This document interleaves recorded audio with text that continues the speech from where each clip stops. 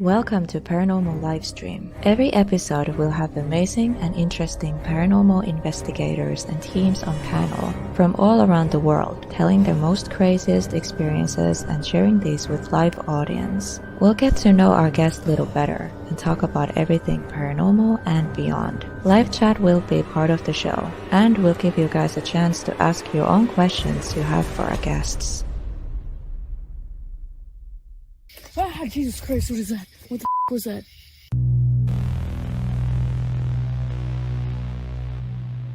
ACG, also known as Always Chasing Ghosts, is a paranormal team from Chicago area. Nat, the leader of the team, has been paranormal investigating for 20 years. Hello, my spooky people, and welcome back to another episode of ACG Paranormal, also known as Always Chasing Ghosts. ACG focuses a lot of their evidence around audio captures, using EVPs, spirit boxes, and disembodied voices. With their tech Elliot, they also build a lot of their own tech. ACG is relatively new to YouTube and have uploaded content for about a year and a half. ACG Paranormal has true passion for paranormal, and I can't wait to hear their stories.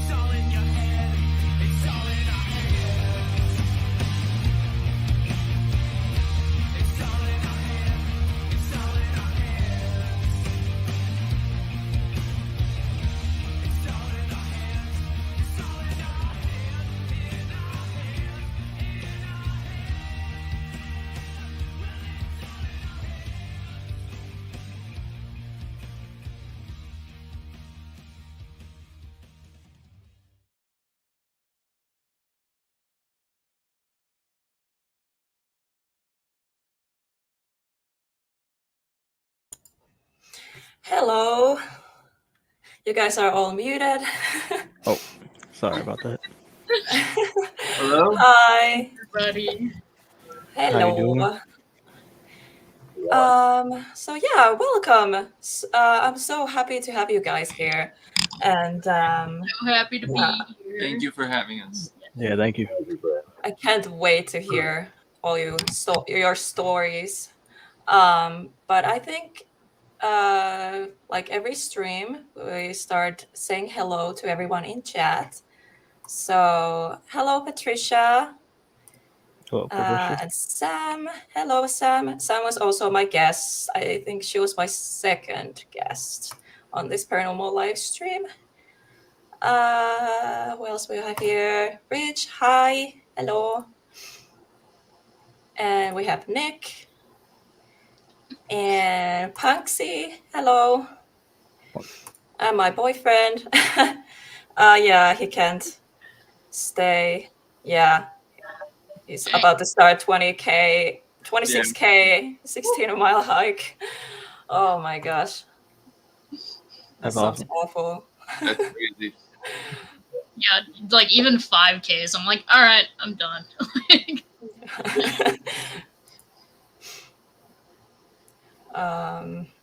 I'm like spacing out. So yeah, I think, and Princess Scary. Hey, hello. Sorry, I'm still a little sick.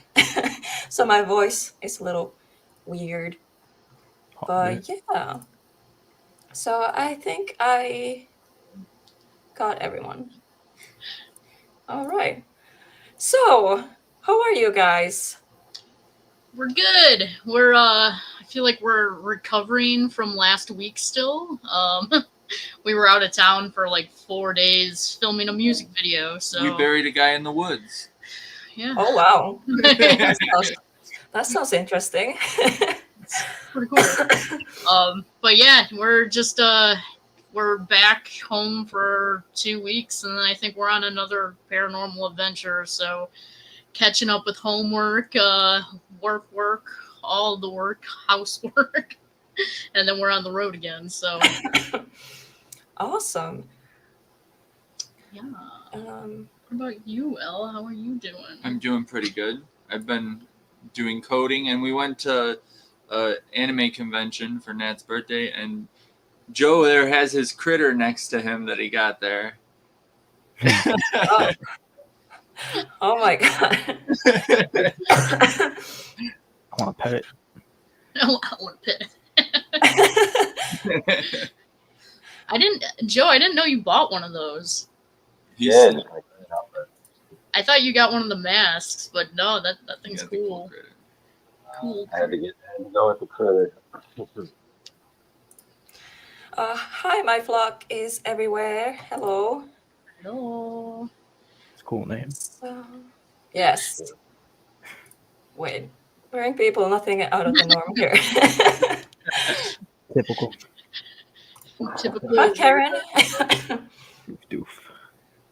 Doof doof Paranormal. I like that I like name. Yeah, that's nice. So many cool names. For real.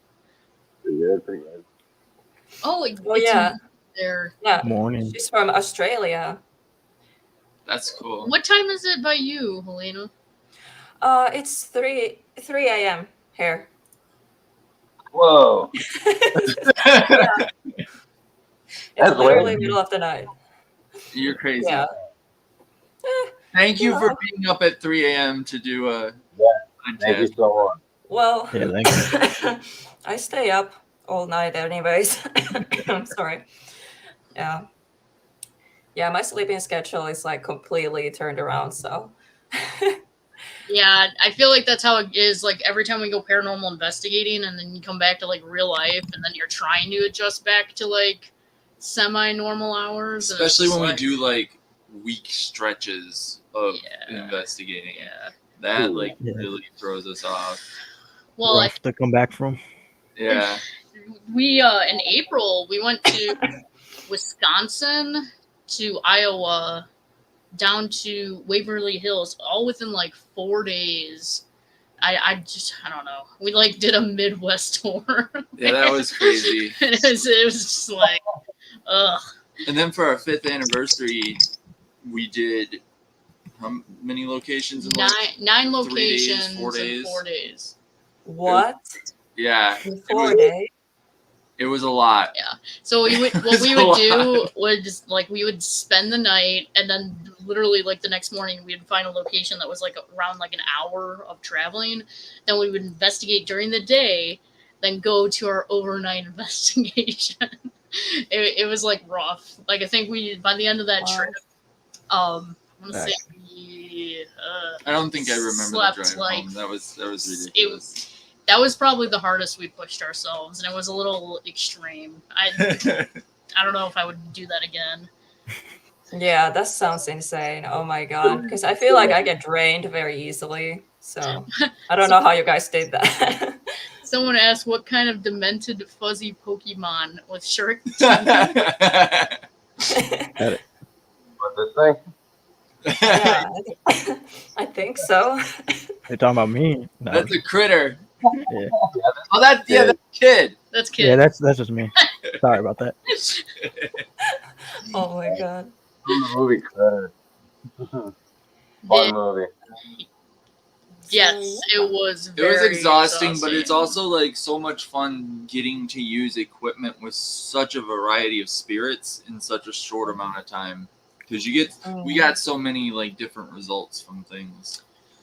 Oh, Yeah, but then you're just like you need that rest, like when you're done with everything, because it's just like Because even one investigation can be draining For because you real. put a lot into it. You know. Yeah. we went. I think at the end we went to like a Paracon too. Like we just stopped by for like a couple hours. Oh, we were a zombie. And like people were We're trying zombies. to talk to us, and I was just like, I don't even know what I was saying to them because I was just like, Yeah. I am so out of it right now. But the thing is like when we investigate, like, so we'll be home for a month, and then we will travel and just go hard for like 4 or 5 days, like hitting up a bunch of locations, just just to kill every bird with the same stone. Yeah. Nat's got her special bird killing stone. I have what? Her special bird killing stone. Bird killing Stone. Oh my god. I don't kill birds. She does not kill birds. We only bury people in the woods, not kill birds. I was joshing. I was joshing. But yeah, so I think now I'm spacing out. So I think you should introduce yourselves, who you Yeah. are, and what you do, and also Sam asked, how did you become a team? So Okay, I'll You first, go because first. you're the original. And I talk a lot. Okay, so my name's Nat. I started paranormal investigating. I've dealt with ghosts my whole life. I used to see them a lot as a kid. I had a friend in my alleyway. I called him my Star Wars friend. I call him now my Star Wars ghost. But he used to stand in the alleyway, and he reminded me of, I called him Star Wars friend because he looked like Darth Sidious, the guy that like comes through the hologram, has the hood up and everything. And I almost forgot about this ghost until my mom showed me a VHS tape about 10 years ago, and I was like, oh yeah, I remember that guy. But in the video, here I am like 4 years old being like, oh yeah, my friend in the alleyway, he just stands there. He doesn't talk to me, but I say hi. Like being a creep. oh my god. And then I recently have been going back to that same spot where I used to see this figure, and I've been learning so much history about the spot. And I guess there was a fire there, and actually some of the stuff that I have caught through my spirit box is fire. A kid saying he was smoking. Like, so I'm wondering if this was the same guy. I was like, do you remember me? And he said, we'll talk again. I miss you, stuff like that. And I was just like, wow, this guy actually knows. He said my name. So, when I saw that guy and I forgot about him, and then watching this videotape, I was just like, so this has been a thing my whole life.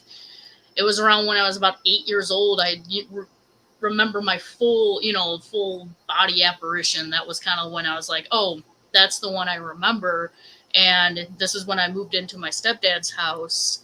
It was about 10 o'clock at night. I was new to the house. The house gave me the, creeps to begin with.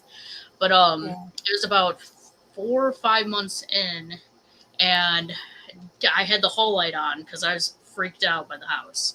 I was about to go up to go use the restroom, and I saw this tall figure that walked right into the doorway. It looked at me, looked back, looked at me again, and then just kept walking. And I kind of stayed in my spot for about a half an hour, still having to use the restroom. And I finally ran downstairs, ran back upstairs, and put the sheets over my head and went to bed. The next day I told everybody at school, and by the time I was 8 years old, I was known as the ghost girl in my school. And then when I was 12, I started actually going to places. Like there was a place that I started off with. It's called Mantino Mental State Hospital. It is now a bunch of office buildings, and then a lot of the buildings actually got torn down. But when I was 12 years old, that's the first time I walked a body chute by myself, and that's kind of when I started paranormal investigating at 12. By the time I was 15, I was hopping trains from the burbs to the Converse Hotel in downtown Chicago. I used to investigate a lot of Al Capone's territories, the Drake Hotel, lot of stuff in Chicago that I kind of would just randomly, go into the Congress. At the time, the security guard was 90 years old. He didn't really care. So I would just go in with my equipment and they're like, hey, and then go up, the flights and would just explore the Congress. Wow, that's nice. I met Elliot, and Elliot was a skeptic at first, and then I kind of would trick him into coming and investigating with me. But going How on. did you trick him? So I reluctantly was a paranormal investigator for about 5 of my 10 years doing investigations, because she would be like, oh, we're going to this cool place in the woods. And I'm like, oh, this is cool. And then I'd be like, oh, that's a spirit box that you just pulled out. We're not doing it. I'm like, this is a ghost place, isn't it? Or we went to a really cool mining place in Missouri. And then I'm like, she's like, let's go over here. And I'm like, no. You're pulling out equipment, aren't you? So eventually I was just like, I tried to debunk all of it. And I'm like, taking our stuff apart and seeing how it all works, and it does what it's supposed to do, and it's doing things that it's not supposed to do, like scientifically. So I just started building the stuff because it's like, I want to make it. I know how to fix it. Then I know exactly what it's supposed to do, so I know when it's doing something weird. So for 5 years, I've been helping instead of hindering paranormal investigations. Well, that's awesome. Uh, Yeah, sorry, did I interrupt? I'm just. Oh no! You're good. I'm posting our I'm like our checking the link chat in the and chat stuff too. should I go next since you guys? Yeah, kid, you can go. I'm the kid. They've been calling me that since I was a kid, so it kind of stuck with me through my teenage.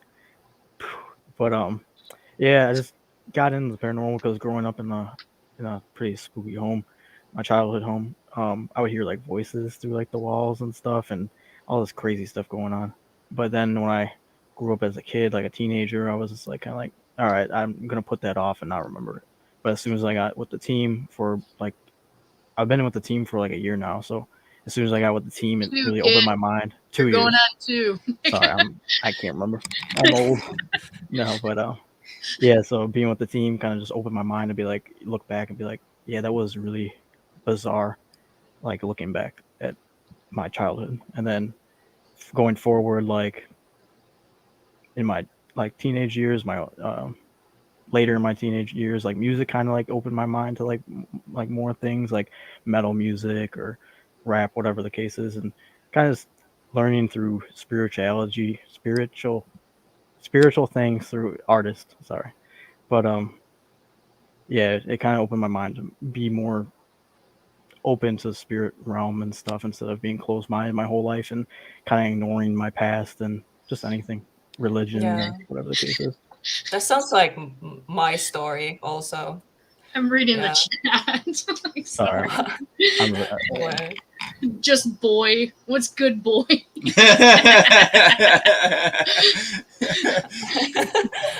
Yes, exactly. Your nickname is the most simple thing possible. Boy. Boy.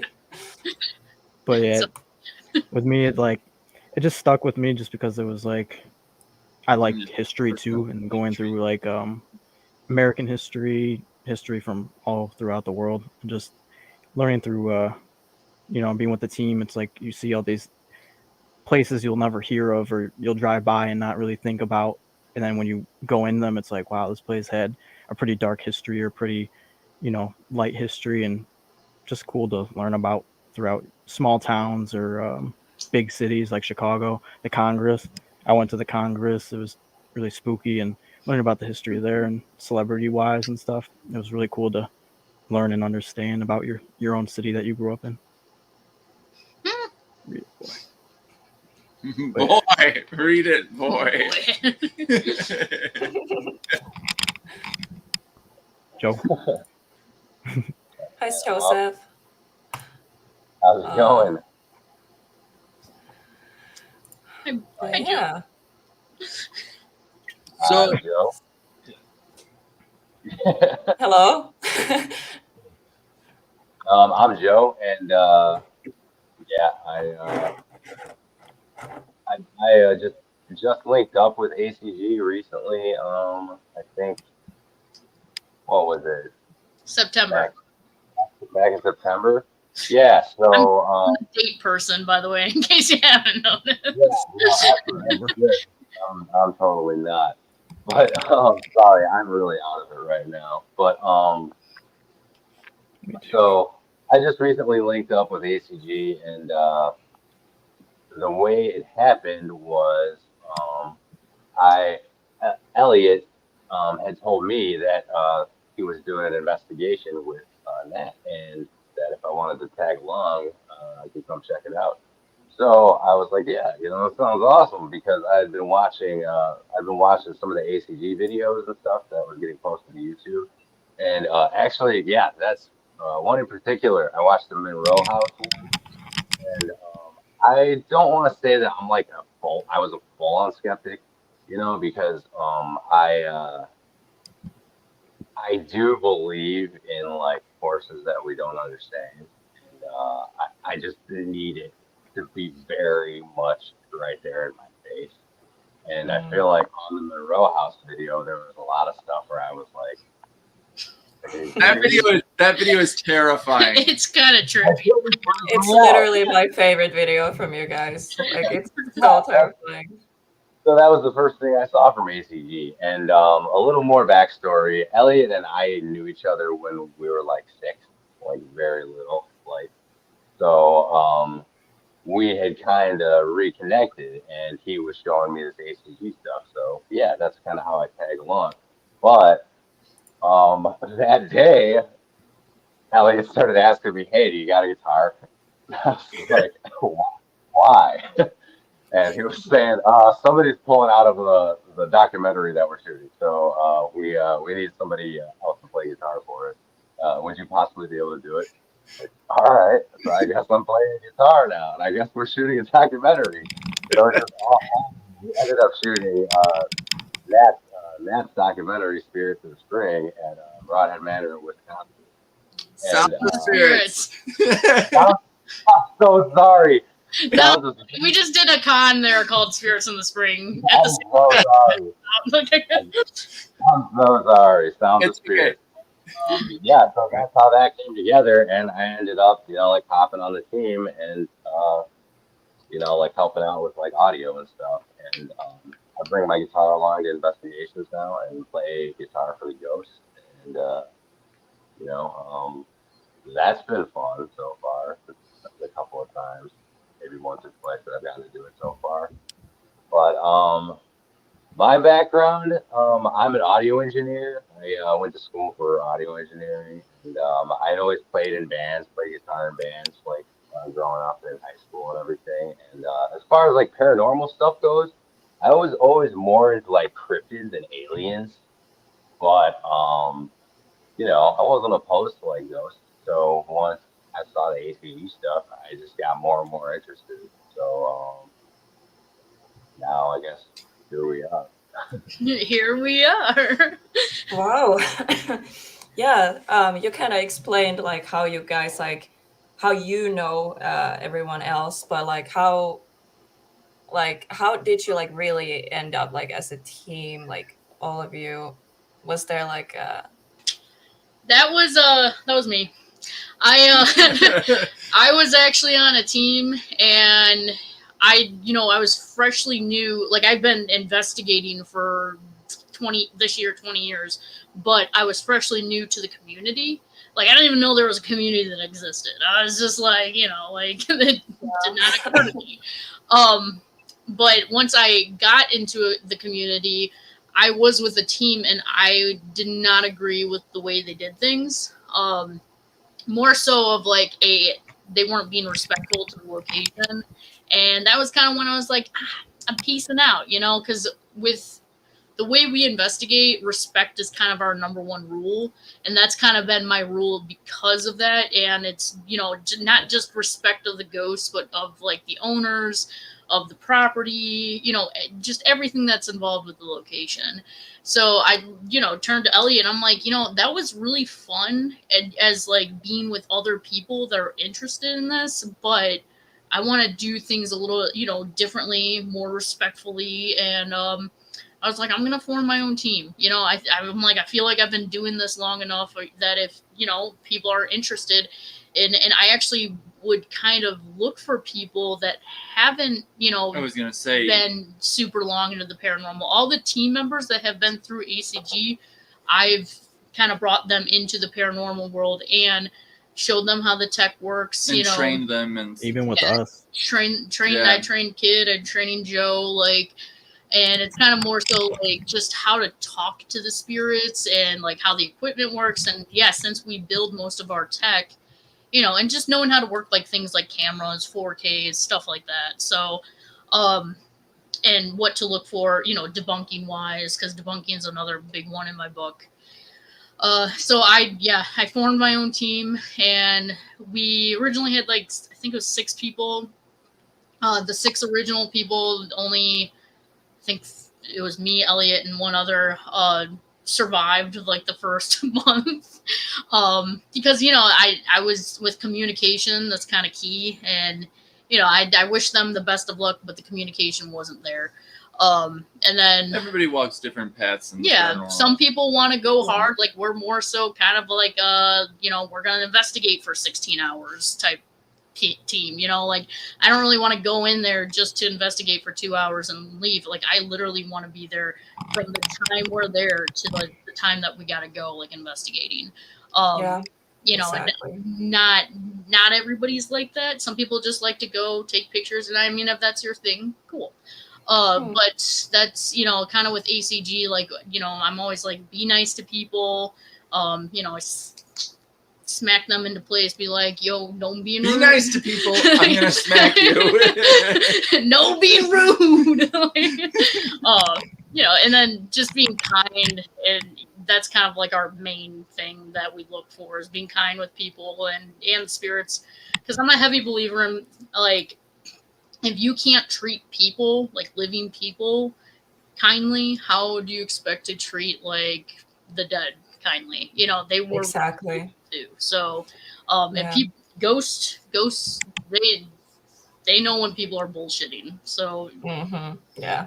I feel like they can actually read our minds and our like actual intentions. 100%, yes, definitely. Yeah, it doesn't matter what you say; they know, the energy, because everything is energy, even us. So yeah. I always try to make equipment for them that's like fun. Like I make a lot of like light up stuff or like sound reactive things, just because like I don't know, why not make it fun for them? Yeah. So we like to be serious, and we like to like be respectful, but we also like to have fun with the spirits. We have fun. Like our investigations look like raves a lot of the time. No, but seriously, I think that's awesome. Like, why be like so serious and like, because I feel like spirits also, they need a little humor sometimes. They need a little, I don't know. Yeah, no, like they were human, like they enjoyed silly stuff at one point. Like, I mean, and I feel like it helps them open up too, like, and trust you, and feel like, hey, okay, maybe this person is cool. If you just go there and start asking questions, I would be like, right, I'm not talking to you. Who are you? First of all, like, hello. Yeah, even when we go to like ISS, we play like Madonna. We play like Frank Sinatra, Elvis, and even when we went to Edinburgh with Joe and his groovy riffs on his guitar, like that was really cool. That was one of my favorite things we've done with the guitar, because I'm a big music fan. So hearing that throughout the hallways of like an empty building is just so cool. So I try to make things. Oh wow! I try to make things that are like more fun, because like this has sound reactive lights, and I can like change the lights to whatever color we want. So I play with the ghost and like just say a color and I'll make it that color, or I'll make it a color and then you say the color. Yeah, and it's fun. It's something they can see and play with. It was really cool at Edinburgh, and I'm working on that episode now. The spirits actually were saying, like, we were like, what color do you want it? And they were like, green. And then a woman come through, purple, orange. And they were just shouting out like these colors. Really? It's like, what the heck? I feel like giving them the ability to do things is more fun for them, because then they get to control something versus us just putting something down and be like, make this turn red. Like, no, what color you want it? Make it whatever color you like. During our Edinburgh episode, there was so we were trying to find this spirit named Paul. Apparently there was a person that passed away there named Paul, and there was a spirit that came through and said, I will trade you for Paul.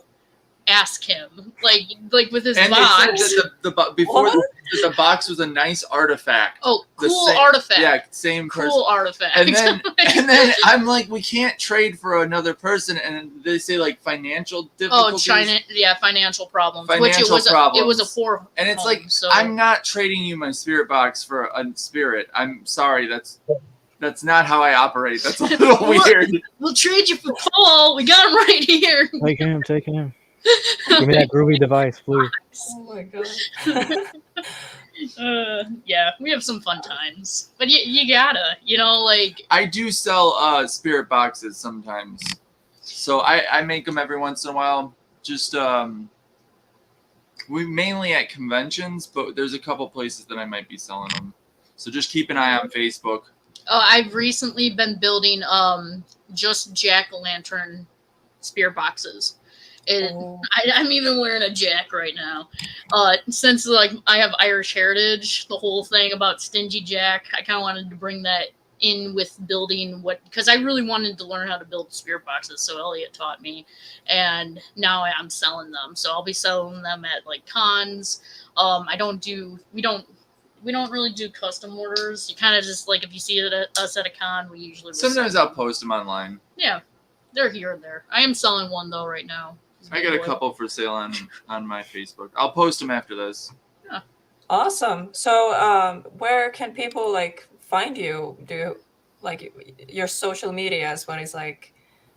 Oh, so we have. I think I put it in the comments. It's linktr.ee/ACGP. That's the best place to find all of our stuff. So Linktree. Just Google Linktree ACGP. Okay.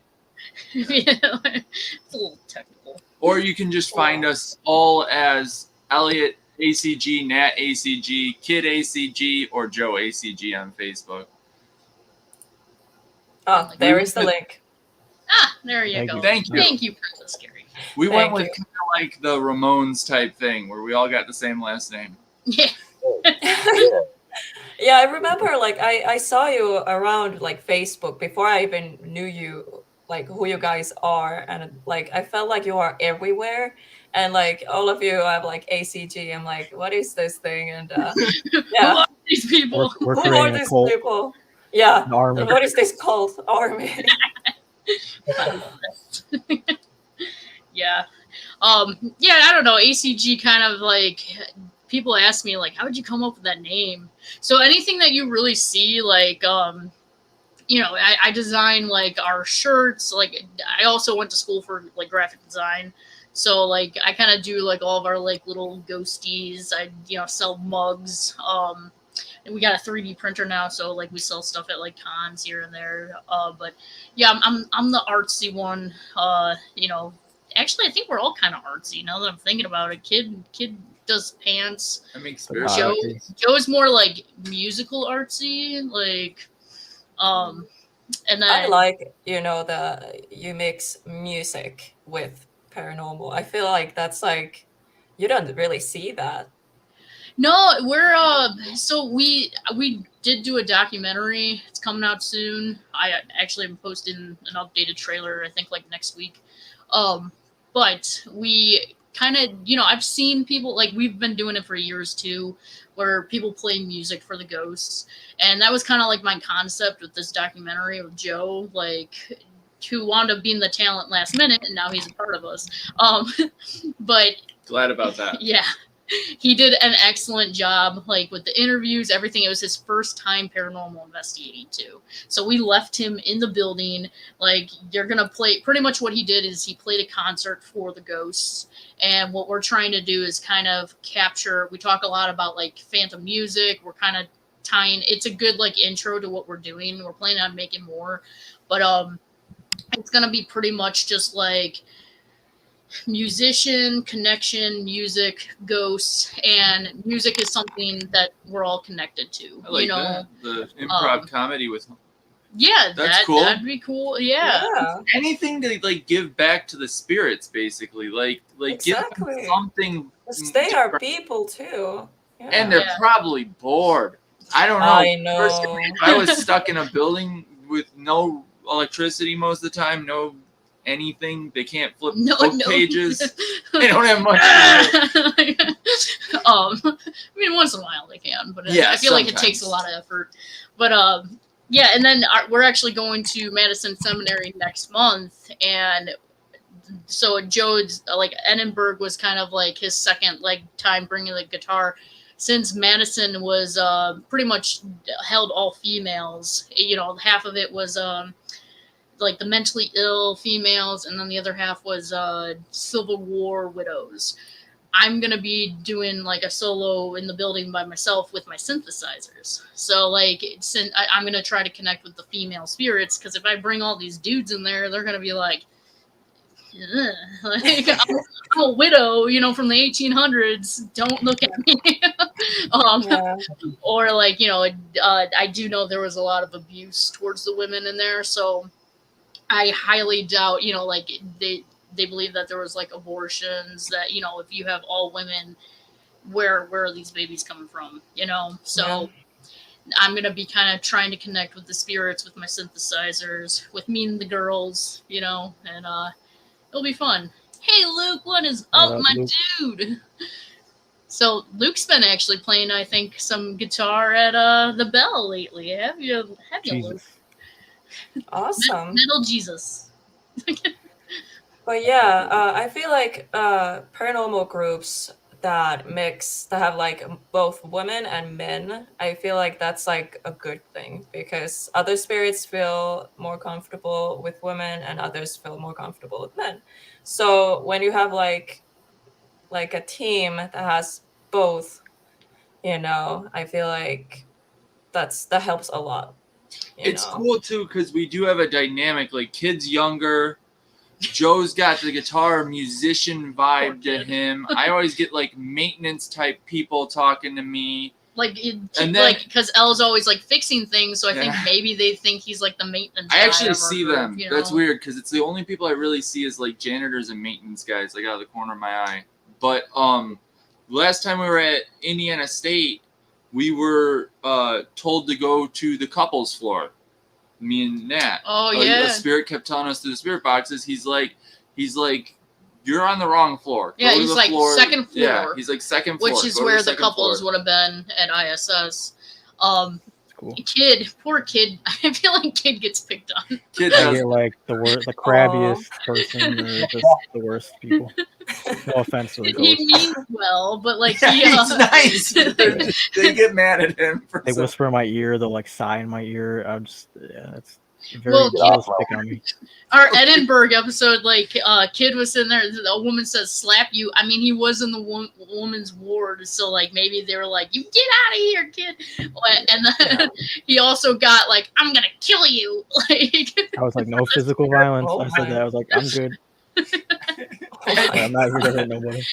I mean, it didn't sound like threatening. It sounded more so like a woman being like, "Get out of my room! Like, what are you doing in here?" So also, if you watch the Monroe House episode, that was kid's first investigation. Really? It's one of the crazy. That's a crazy start. It was just. I can't believe we slept there. I don't know. I slept there 3 nights. It's crazy. They were talking through the speaker, not through the spirit box. It was the speaker itself was vibrating. Dude, it was ridiculous. I left out so much of that episode. Like that voice, that creepy little that thing was coming through for more than 2 hours. And I cut it down to that because it was saying stuff. It was saying stuff that was personal stuff about ourselves. Like it knew things that we didn't even mention at that location. Is crazy. Like it was nuts. Like it was like under the static. It wasn't like over the static. It was like under the static. Like you can kind of. That's how you know it's like real. Like it's. You can't explain that. And I mean, we got. I feel like actual ghosts coming through too, and that was like kind of the more like clear like work this. You know, like a guy was telling Ellie to work it, and then another one was like don't. And it was just like, oh my god! It reminded me of like Voldemort from Harry Potter, and it was like parcel tongue. Yeah, like very like I'm just like, what is this? But our spirit box, and I mean that wasn't even one that like Elliot made. That was made by Katie Stafford, and like even he was just like, Yeah, I sent it to Katie, and he's like, it's not supposed to do that. I don't love it. So yeah. Oh my god. And I really want to put Joe there one of these days. That's like one of 2 places that freak me out. Like there and McIntyre Villa. McIntyre Villa is crazy. Thank you. But yeah, But my row house is Patricia, wild. she's amazing supporter. She's awesome. Yeah. Thank you.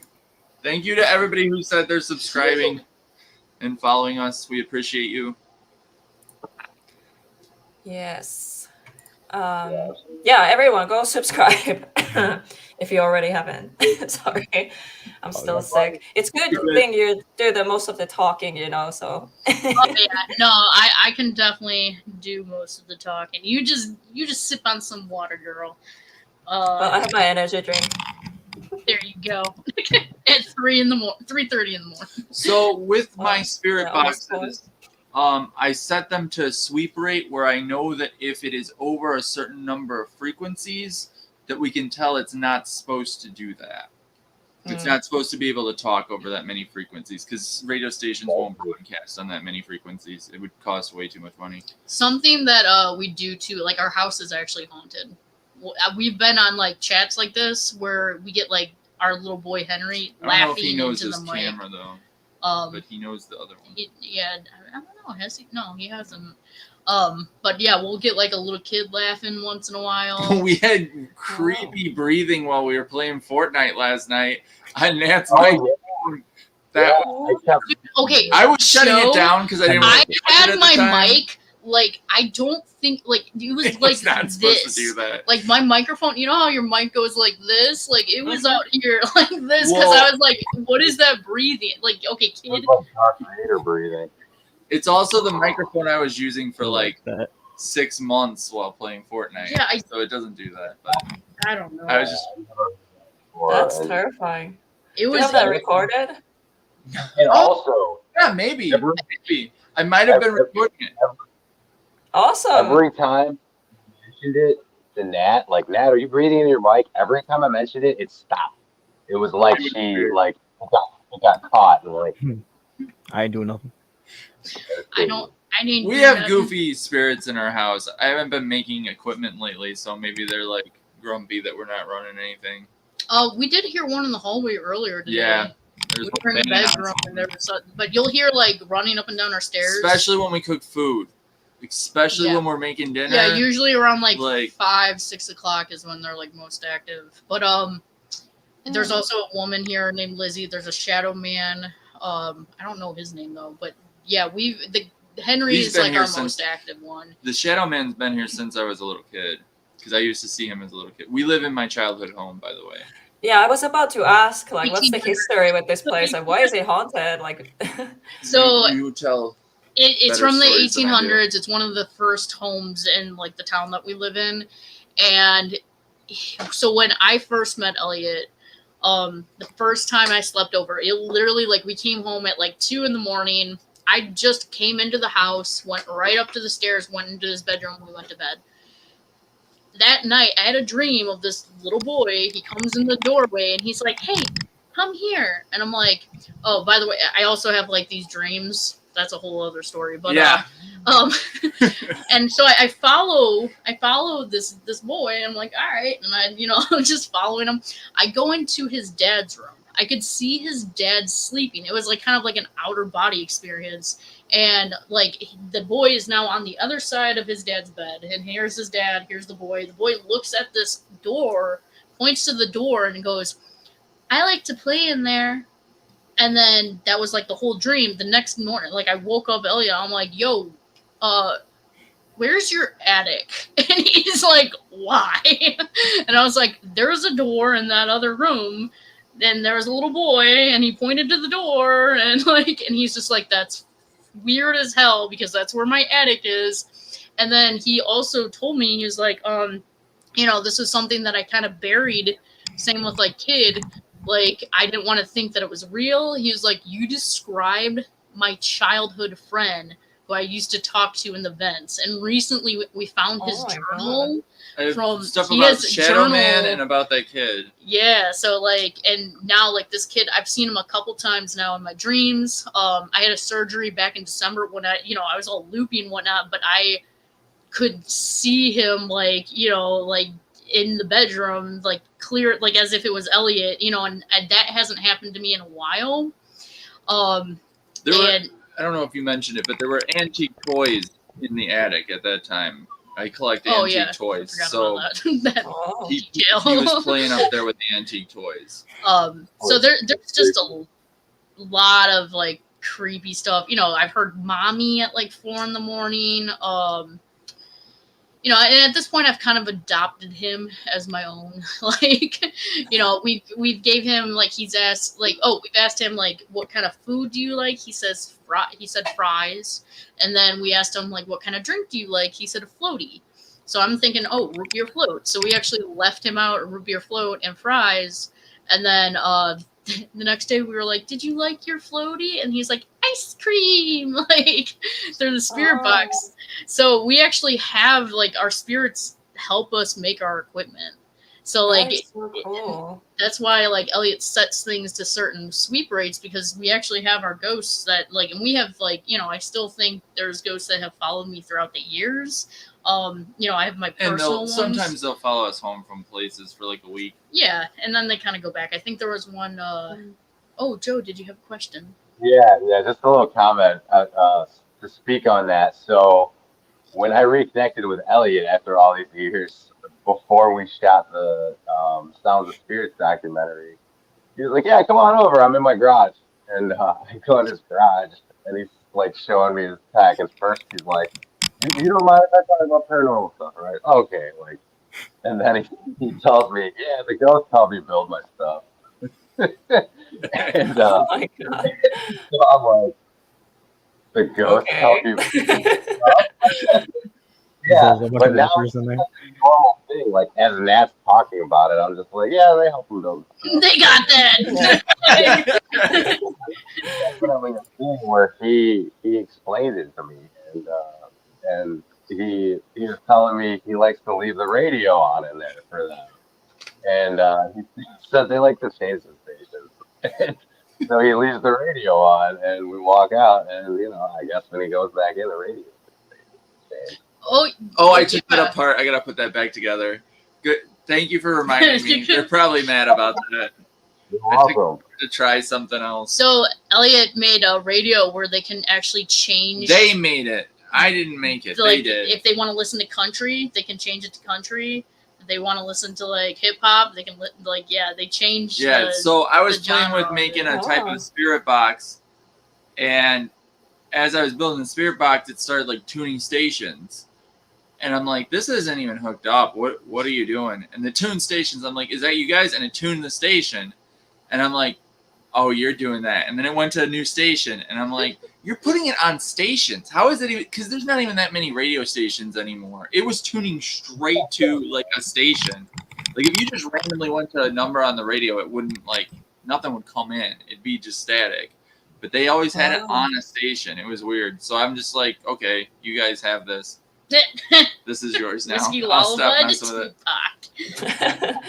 it. Yeah, they do. They go back and forth. They mainly had pop music on, but they every like once in a while I'd go in there and they would put on a country station. It was really weird, but that's another thing. Our food and music is our top thing. A lot of places we'll go to and they'll be like popcorn or smoothies. It's like, oh, okay. They asked us to bring polka music and popcorn. Yeah, that was a old holding jail. So, like, with Joe, he's kind of heard these stories, like, over and over again. It's nice that he's finally, like, going on investigations with us, because now he's, like, like, now I talk about Edinburgh, and he's like, oh, yeah, that. But it's hard, like, he kind of missed out on that year. Also, like, just, like, in general, talking to people, like he said, like, telling people that the ghosts help you build things, you sound like a crazy person.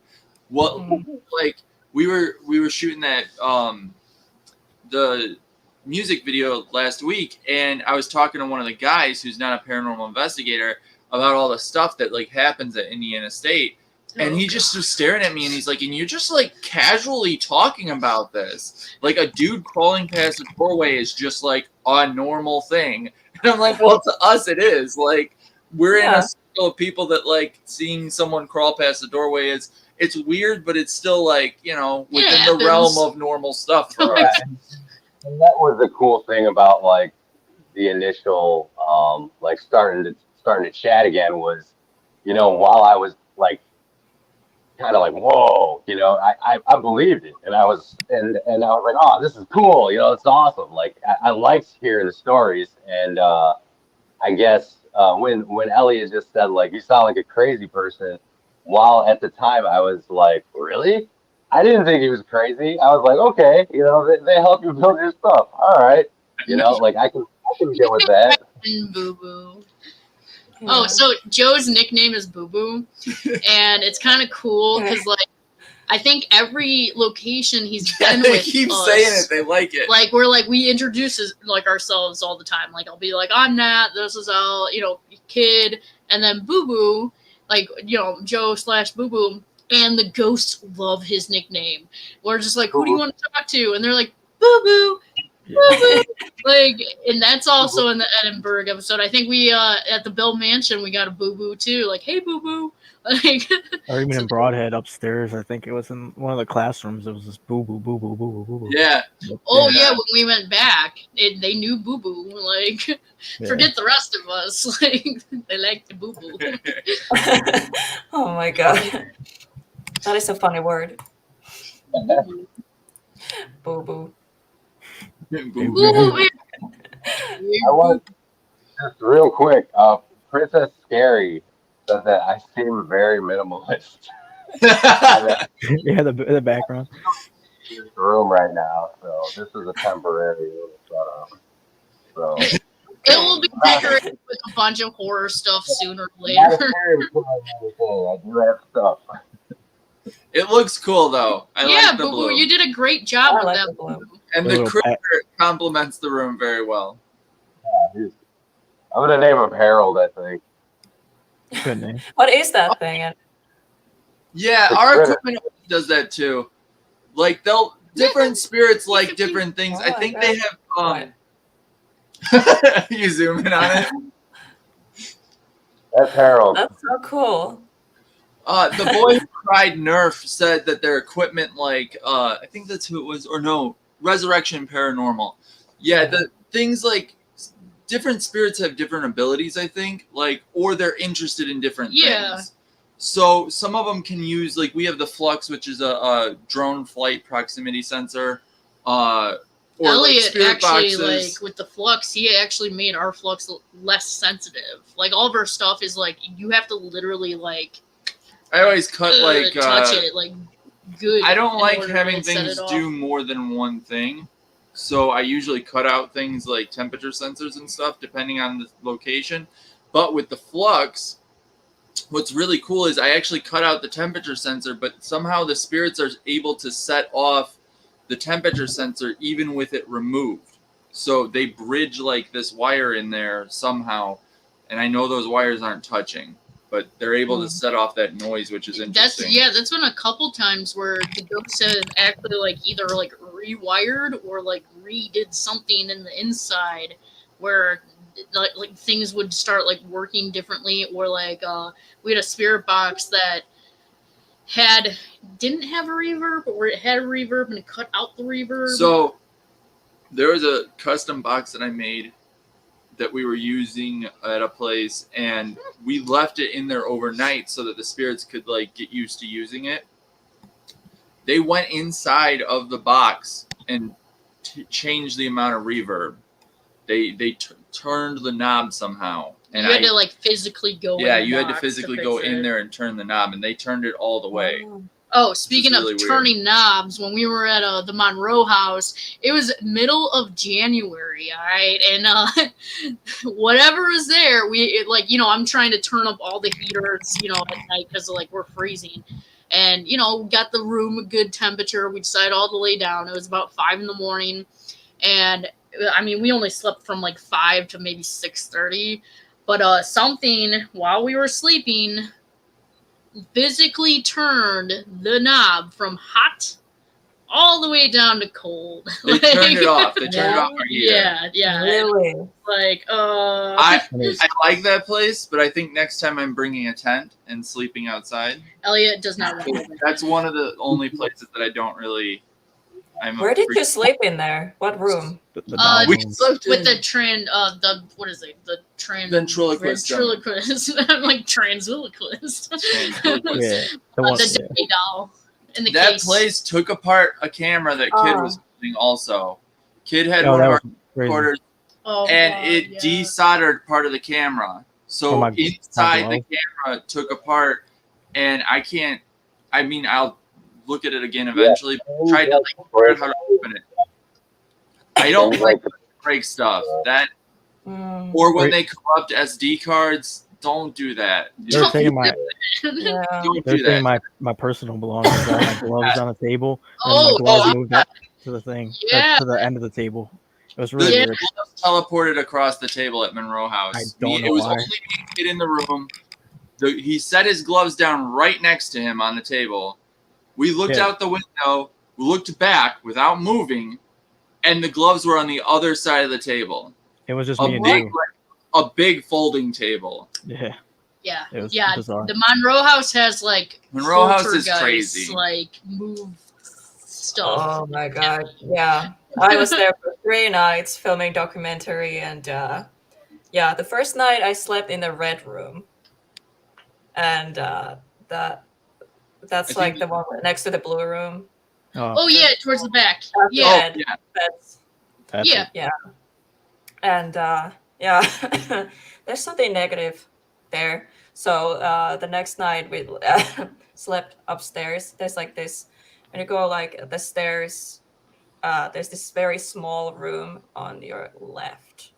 There's like nothing in there. It's just this very tiny. The kitchen. That's the like one, there's a kitchen. Yeah. I think there's kitchen and but yeah, to your left basically, and then if you go straight, there's the one with the dolls and Ouija board stuff.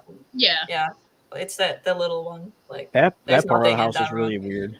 That part of the house Like was that room negative. felt safe though. Like that one room, I felt safe. We dragged our mattress up there and I slept there for 2 nights. I don't think whatever's negative is allowed up there because we got a voice of someone like a little kid chasing it out. No, so I think it does go up there, but we got like a clear, like it was in the Monroe House, of like it sounds like maybe a preteen girl saying "go away," and I think it was saying "go away" to whatever was up there. And then a motion light was set off right after. Yeah, like as if it was like shooting it away, but. Ooh, I'm getting like goosebumps talking about it. But no, when I was up there, so everybody was outside and they were like grabbing the equipment or whatever. I was in the bathroom and I was only in the bathroom for maybe a minute and a half. And like I'm sitting there washing my hands. I hear something pacing back and forth outside the bathroom. I even said, I'm like, I'll be done in a minute, just washing my hands, you know, like I'll be out, just give me a sec. And, you know, because I thought it was like Kid or something. And I go out and there's no one's even in the house. They're still grabbing the equipment from the car. I haven't played poker with spirits, but at Indiana State Sanatorium,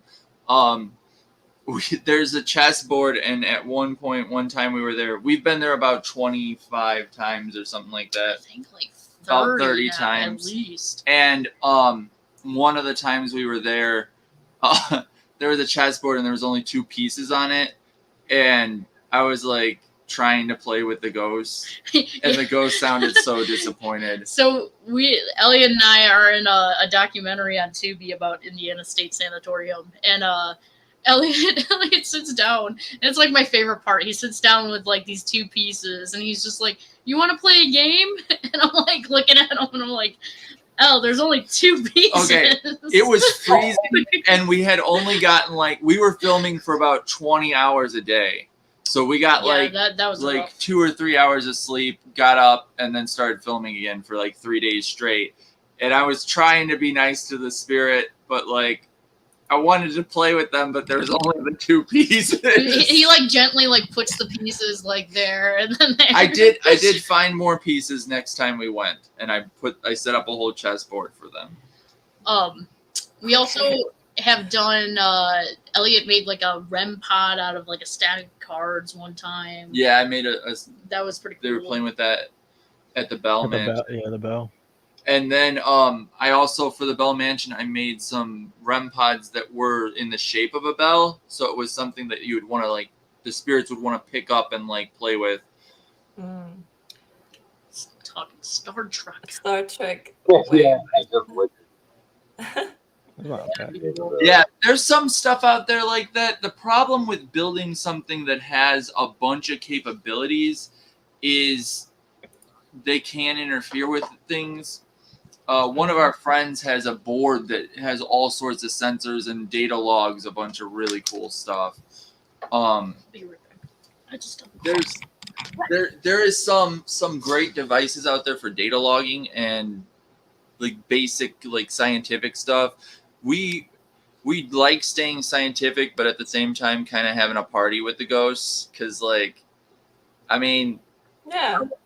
there's a lot of people already doing science stuff out there. I mean, we like to debunk as much as possible, and we don't want to put anything that's not real, because what's the point of spending all this time at these places if you're gonna fake stuff? If you can do it in your living room.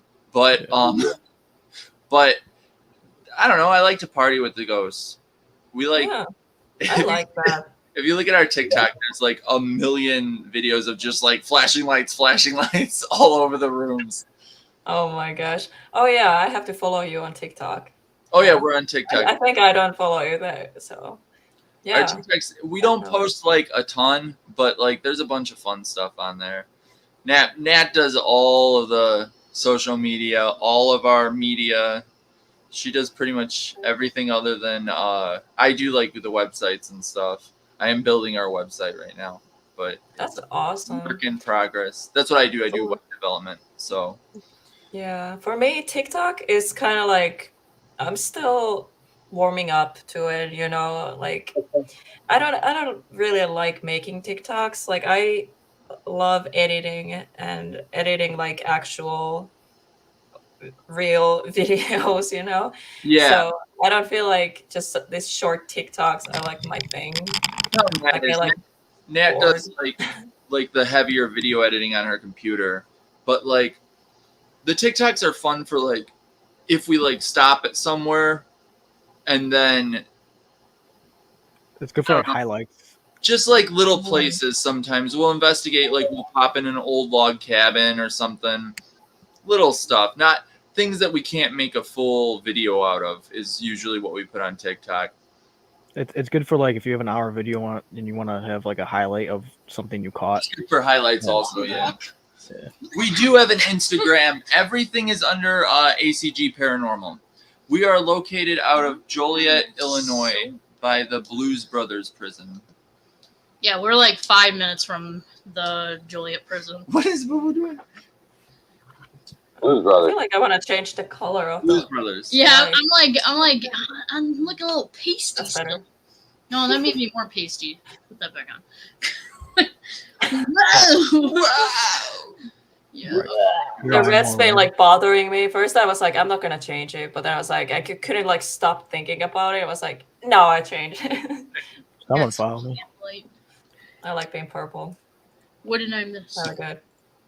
Sorry, did I interrupt you guys? I'm like, no, you're good. I was just trying to fill the gap with her not here because she's usually the talker. So she's in charge of talking. My Padre was calling me. So, I'm thinking what to ask. What is like your craziest paranormal experience? Like personally, for all of you, what is that's thing hard. That's like crazy? Okay, I'll give 3. So 3. So like we already went over Monroe House, so that's definitely up there. Then seeing a guy crawl past the doorway when I was on the 5th floor of Indiana State Sanatorium by myself, that was pretty nerve-wracking. But then the McIntyre Villa was pretty crazy. There was a lot going on there, and at one point this room, the little eye hook was jiggling, and I told Nat, if that's unhooked, I'm leaving. And I was serious. Like, that's nope.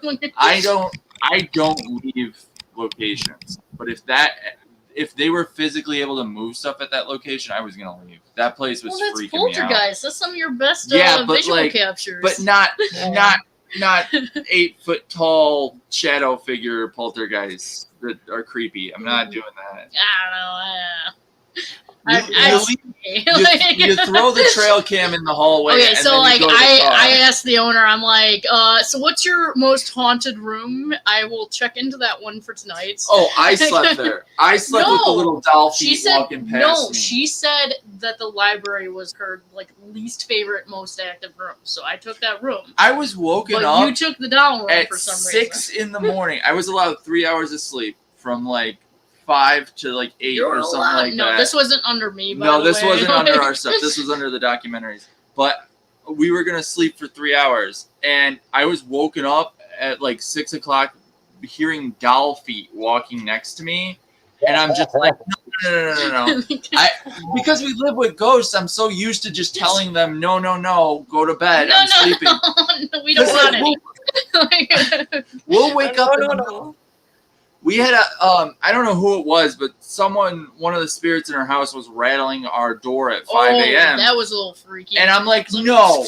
Like, you're like, not doing this. We're sleeping. Oh my god.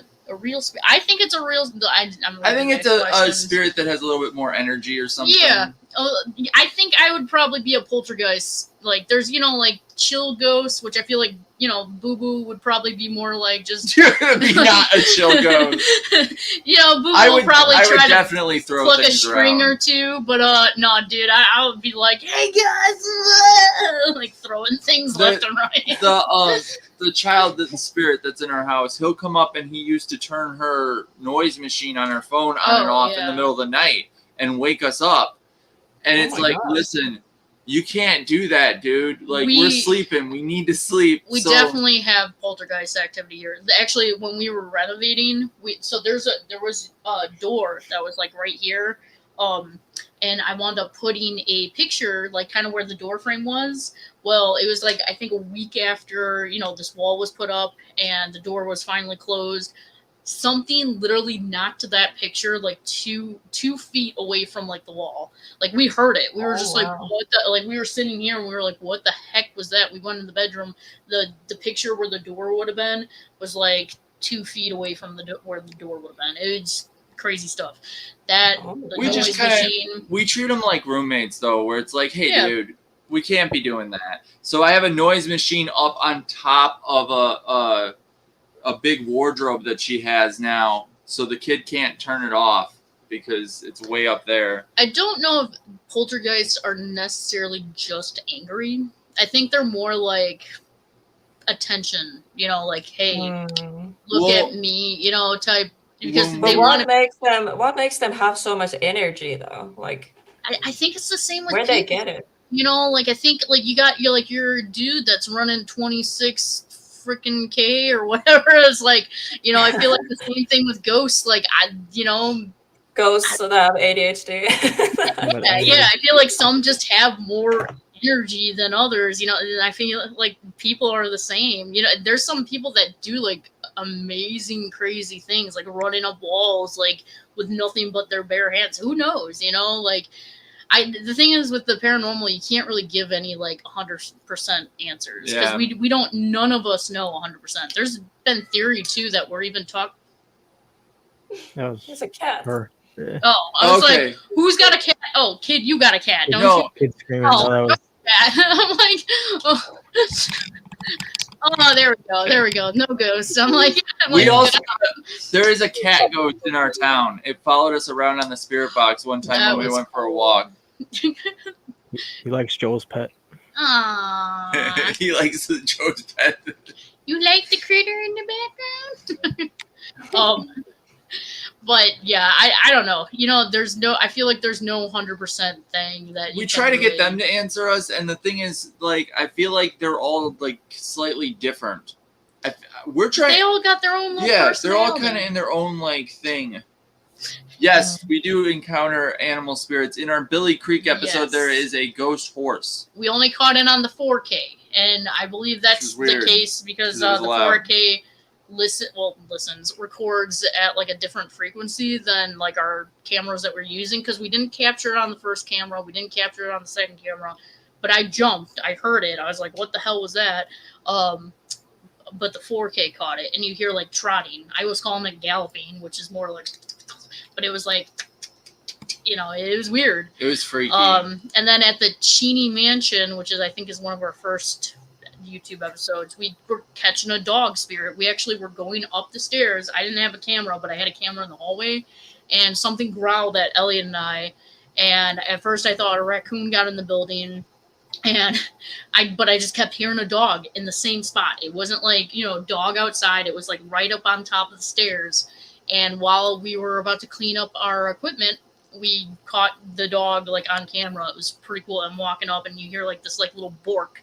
And, I was talking to the caretakers. I was like, it wasn't like a Rottweiler, like, like roof, or it wasn't like a Chihuahua. I'm like, it was probably like, a terrier. Like a medium dog. Yeah. Like, and, they wound up actually sending me pictures of the past owner's dog. And I was like, that's exactly how I would picture the dog. And it's actually in our video. And I'm like, oh, that's so cool. There's actual like document of like this dog that's about, the size of the bark that we heard. And I have pictures of it thanks to the caretaker sending me those. So yeah, that was the first time I encountered animal spirit. Did you experience anything like animal spirit related at the Monroe house? I don't know. Well, the thing was with that spirit, whatever it was like running up and down the like, corridors. Animal it was weird. Characteristics. I feel like that was there. Like I actually, when I walked in, it reminded me more so of like a crow kind of going back and forth, or like like when you see a wolf in like a zoo, where it kind of goes back and forth. So whatever is at the Monroe house, I don't know if it was like animal or what, but it definitely felt like there was some animal. Even when we're sleeping, like I can feel like something like poke its head out and then run down the hallway, come back again, poke its head out, run down the hallway again. It was really weird. Like the energy there was insane. Yeah, because like I don't know how much I can say because this documentary isn't out yet, but yeah, we heard it sounded like a dog whimpering or something like I don't know, like a crying dog. Like I don't know how to explain it in the basement. So in the basement.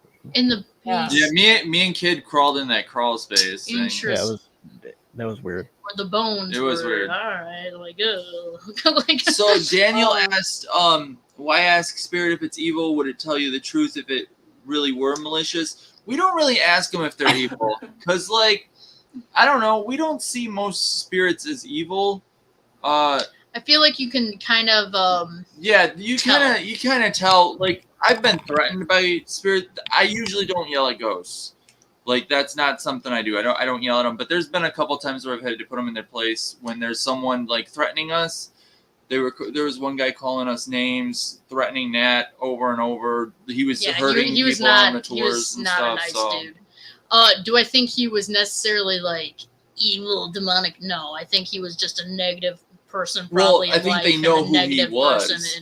He death. Was a bad person in life, and he's a bad, angry person in death. But evil, I feel like we've only really encountered like evil, like devil, death, like demon, evil a few times. Like I feel like things are more so like they're trying to trick you, and you kind of have the power, whether or not you want to give into that, like so. Yeah, definitely. Like Monroe House.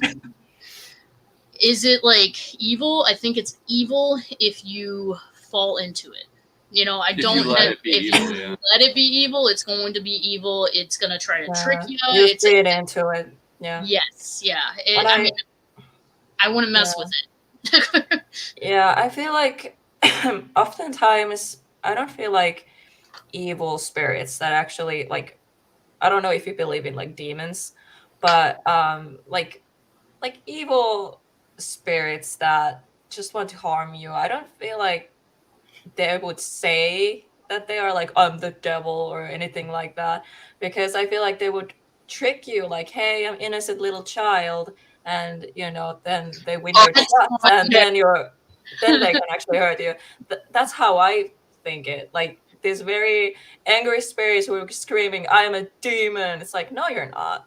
No, we have encountered something that I would consider I get that evil. a lot. Like, there's a place near here that we go, and it's broken in SB7. It's broken a couple SD cards. It says weird stuff to us, and it St. says James Sag, it was coming through her spirit box, and like, I'm a little kid, come back. And I'm like, nope, nope. Actually, time to go. Joe, that was when we were with you the first time at the cemetery. Oh, it came through with her voice also. Yeah. Her voice started coming through the spirit box. It was like mimicking her voice. Mm-hmm. Wow. There, I do think there's something evil. And with me, I am a sucker for children. Like, I'm like one of those that's just like, I don't want, like, don't keep the kids around me, but then I see the kids and I'm like, and I just like, I don't know. I'm a kid myself, like a kid at heart, and like, so kids just always tend to just flock to me, like, and we'll talk about mermaids, we'll talk about fairies, whatever they want to talk about, and I feel like the spirits know that about me, especially like these tricksters, and they're constantly like. But I can kind of tell when it's not actually a kid because it's like, come help me, help. And it's just like, all right, dude, you're going to have to try a little harder, to convince me that you're a child. You can kind of tell, Yeah, you can tell because like how a child would actually speak. Yeah, they would want to touch your, device or be like, doll, or, like they're not going to be like, help, like like weird stuff. That place also broke in SB7. The SB7 was screaming. I literally had to pull out my batteries because it was like, and I was like, what? I'm like, stop, make it stop, and I was like pulling like just stuff out of it. But to go back to your question though, top 3 most terrifying places, or most encounters. I want to say the first time we went to ISS, that was probably the most intense. We almost called the cops because we thought that there were people in the building and there weren't. Like, we were getting so many disembodied voices. Probably the most that I think I've ever caught in one night. It was pure chaos. It was like something would whisper in your ear, and then you would hear it growl, and then like there was something down the hallway, like yelling. So he asked about a shadow figure on a camera. We had a door. This is like one of the craziest EVPs because it doesn't exist. It was on. We had 7 cameras. We all heard a door slam, like just super loud. We're like, there's definitely someone here. It's not on any recordings. It's not on any audio. It's not on nothing. So like, and then like even the voices we were hearing, we only caught like a little, like when we got to the cafeteria, like you could hear like like just talking and giggling, and we only caught like, I'm like, I hear it over, like, is it over there or something like that? I say like, it's over here, and then it just caught one like clear EVP of like a woman, the same woman's voice, and it goes, no, it wasn't. Like, but you can't hear any of the like else of it. It is just like I don't know how to explain it. Like it's like it was mind messing with everybody there, and then like none of it's caught on like our cameras. It was as if we were all hallucinating together as a group. It was trippy, and then so that time was like probably the most intense location. Of course, the Monroe house, and I'm gonna say my childhood home, like the one that I moved into when I was 8. Like I caught, like that's really what started like tweaking me out. Like there was times where I was like, I literally would cry myself to sleep because I was so freaked out about that house. I saw like shadow figures like crawling on the walls. I would hear people talking in the hallway. I would see things. We had a creepy attic. Like this attic was massive, and there was creepy wooden stairs that would go up to this attic, and I would always see this like creepy shadow thing up in there. So I quit going up there. At first I thought it was a cool attic because it was like a nice hangout place, but then I started seeing things up there, and I was like, I don't want to go in that attic. And then I would get, at one point I got a ghost phone call where what? Yeah, this was probably the trippiest of it all. Like, like seeing full body apparitions, whatever. But like the freaking phone rang once, then went to voicemail, and all of a sudden you hear like the same lady that would hear in the freaking hallway. It was like she was about between like 65 and 75. She wasn't like old words like hello dearie, but it was like you could tell she was older. And she like on the phone it goes like hello, and then she starts talking about, this was a detailed part of this, she starts talking about a little pink shoe, and she's like, did you find it, the pink shoe, like, and just started asking about this pink shoe, and then she's like, I don't know, and then she just starts mumbling, and then I could hear her breathing, and then it just clicks. And I go back to like caller ID. No one called the house. I go to like play back the thing. It's not there. It's just silent.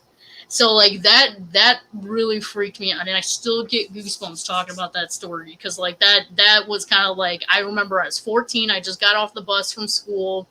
It was about 4:00 in the afternoon, and there was nobody called. There was nothing there, and I was just like, all right, I've had enough of this house. I don't like that.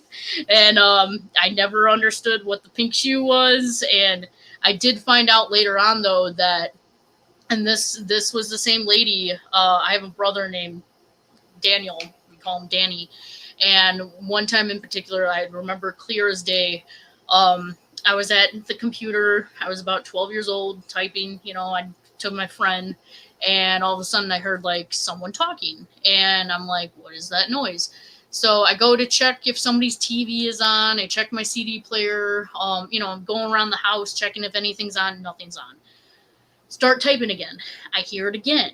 And all of a sudden, I'm like, I'm hearing this voice. I'll be back. At this point, I go outside. Now, at the time, we had like a good 1.5 acres land. So like the houses weren't close to each other. There was no one outside of like, I'm in my house, I'm like searching the property at this point, and I go back inside and go back up, and I start, clicking again. All of a sudden I hear this woman, sounded like she was right by my doorway, and she's like, where's Danny? When is Danny coming home? And I'm just like, all right, I'm done. I'm going to bed. And like, it was like the same description of like this ghost phone call voice. It was the same, like the woman that I saw in the hallway, the apparition. She had her hair slicked back. Same, like it was like as if that was the woman talking. And then later on, after I moved out of the house, I actually found out that there was a woman that died there of cancer. So, and I think she was like on her bed in the house. So I'm pretty sure that was the same woman. I think she had, she was interested in my brother because I believe she had boys. From what I've been told, I think she had 3. I think it was 3 boys. So she was probably wondering, where my brother was. Maybe she, liked him because it reminded her of her sons. I don't know. But like, that was kind of like, that house freaked me out a little bit. But it was like, when I was dealing with that, and then going to Manteno State Hospital, I'm like, at that point, I was like, I already dealt with all this, so I just started going because, like, I'm like, I want to know more. And when I moved out of that house, I was just like, I kind of want to experience that again. What was that? Was I tripping? But then I started videotaping stuff, and then I was just like, no, this stuff is here. That stuff is, like, literally, like, and I actually hear ghosts, so it's kind of cool. Like, when we are investigating, I actually mark everything I hear just in case, and 90% of the time when I play it back, it's right there. So helps me when I go to review my footage. Anyway, that's awesome. So that actually reminded me. Yeah, we were talking about craziest paranormal experiences, but then it just started to go to other topics. So, how about Joe and Kid? What are your craziest experiences? I'll go. Yeah, Greenville. One time we were at Greenville, we're packing to leave, and Greenville has a mannequin with a wedding dress on, and that's like the only mannequin in Greenville. So when we're packing, I was going down the stairs, and the corner of my eye in one of the rooms, it looked like a silhouette of a person. So I'm like, oh, that's just a mannequin, whatever, like clear silhouette of a person. So I'm going down the stairs, went outside, put the stuff in the car, went back upstairs, looked in the room, no mannequin. That was the only mannequin that's in there is the wedding dress one, and then that really freaked me out. I didn't ever see a full body apparition before, and then Wow. of course Moreau House, and then probably the Bell when we were at the Bell one time, and it sounded like there was a group of people downstairs, and there was nobody. It was like 3 in the morning, like a blizzard was happening, I believe, and there We was just thought the repairman came in. Remember that? yeah, that was bizarre. It sounded like people Someone- all over the building. It was wild. That's probably my top Wow. 3. Awesome. Joe's like, How about you, Joe? What's your top 3? First of all, how's my audio? Is it bad, or is it like? Just a You little. know, Maybe come Maybe closer. Come closer. Try coming closer, Joe. I think it's going out of my. I think it's going out of my. Yeah. Yeah. yeah, we can hear you. It's just like not clear. Better. One sec. it probably would sound better through the phone itself because phones have really good audio. Yeah. We'll put you on hold. All right. Oh my god, Oh, that's so much that's better, better. Joe. You're not under a fish tank. Yeah. Yeah, I needed headphones, but the mic isn't good. Clearly, no. Somebody has posted a comment, so I figured I'd ask. Oh, here's Joe like the audio guy. You sound good now. Yeah, can't have the audio guy sounded like crap, right? You sound good now. No, you sound good. All right, sweet. So craziest paranormal encounter. Actually, way before I even got involved with these cats. So when I was maybe like 15 or 16, me and a bunch of my friends were at Runyon Park, which is like a haunted park, and it's a forest preserve, but it's in Lockport, Illinois. But yeah, it's actually out there if you look it up, Runyon Park. There's a lot of history behind it. But anyways, so it's a forest preserve, and we were in there just partying in like an old clearing, like in the woods, not even that far in. But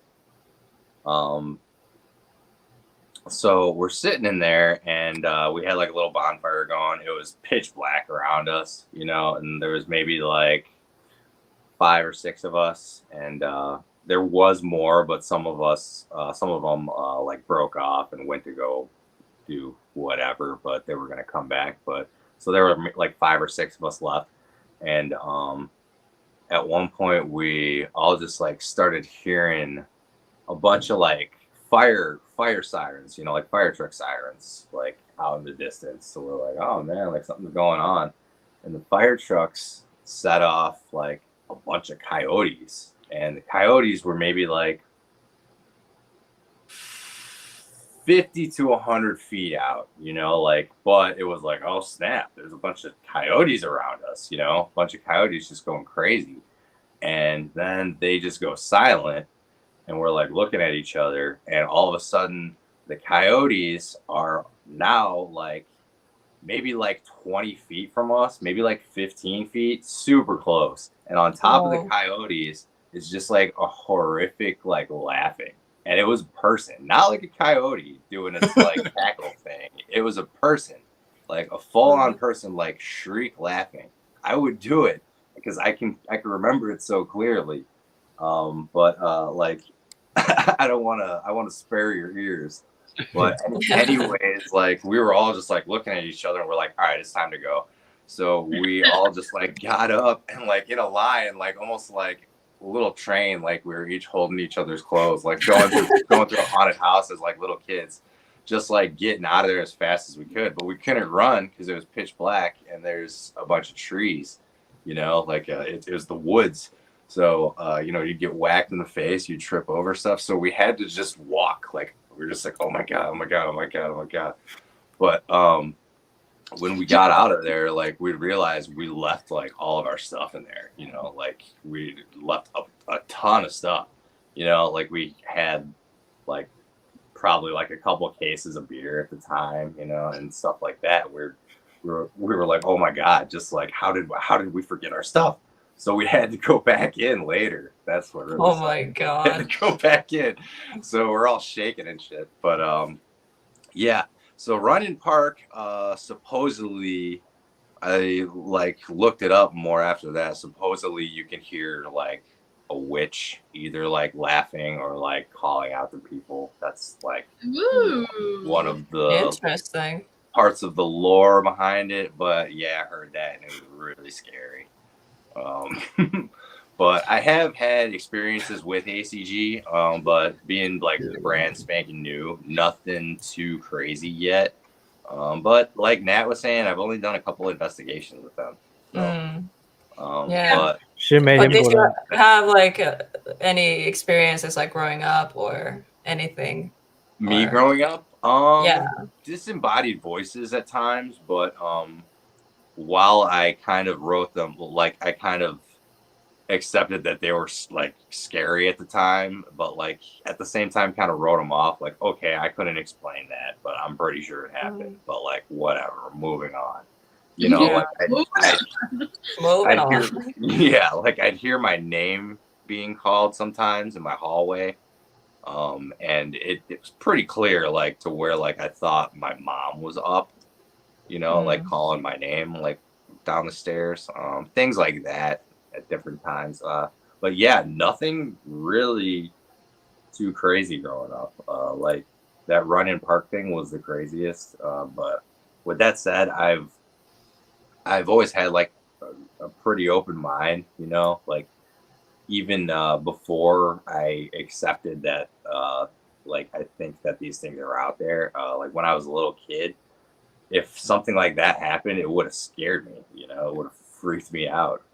Yeah. But now there is a healthy level of like skepticism, but I am like very open minded about it. So. Awesome.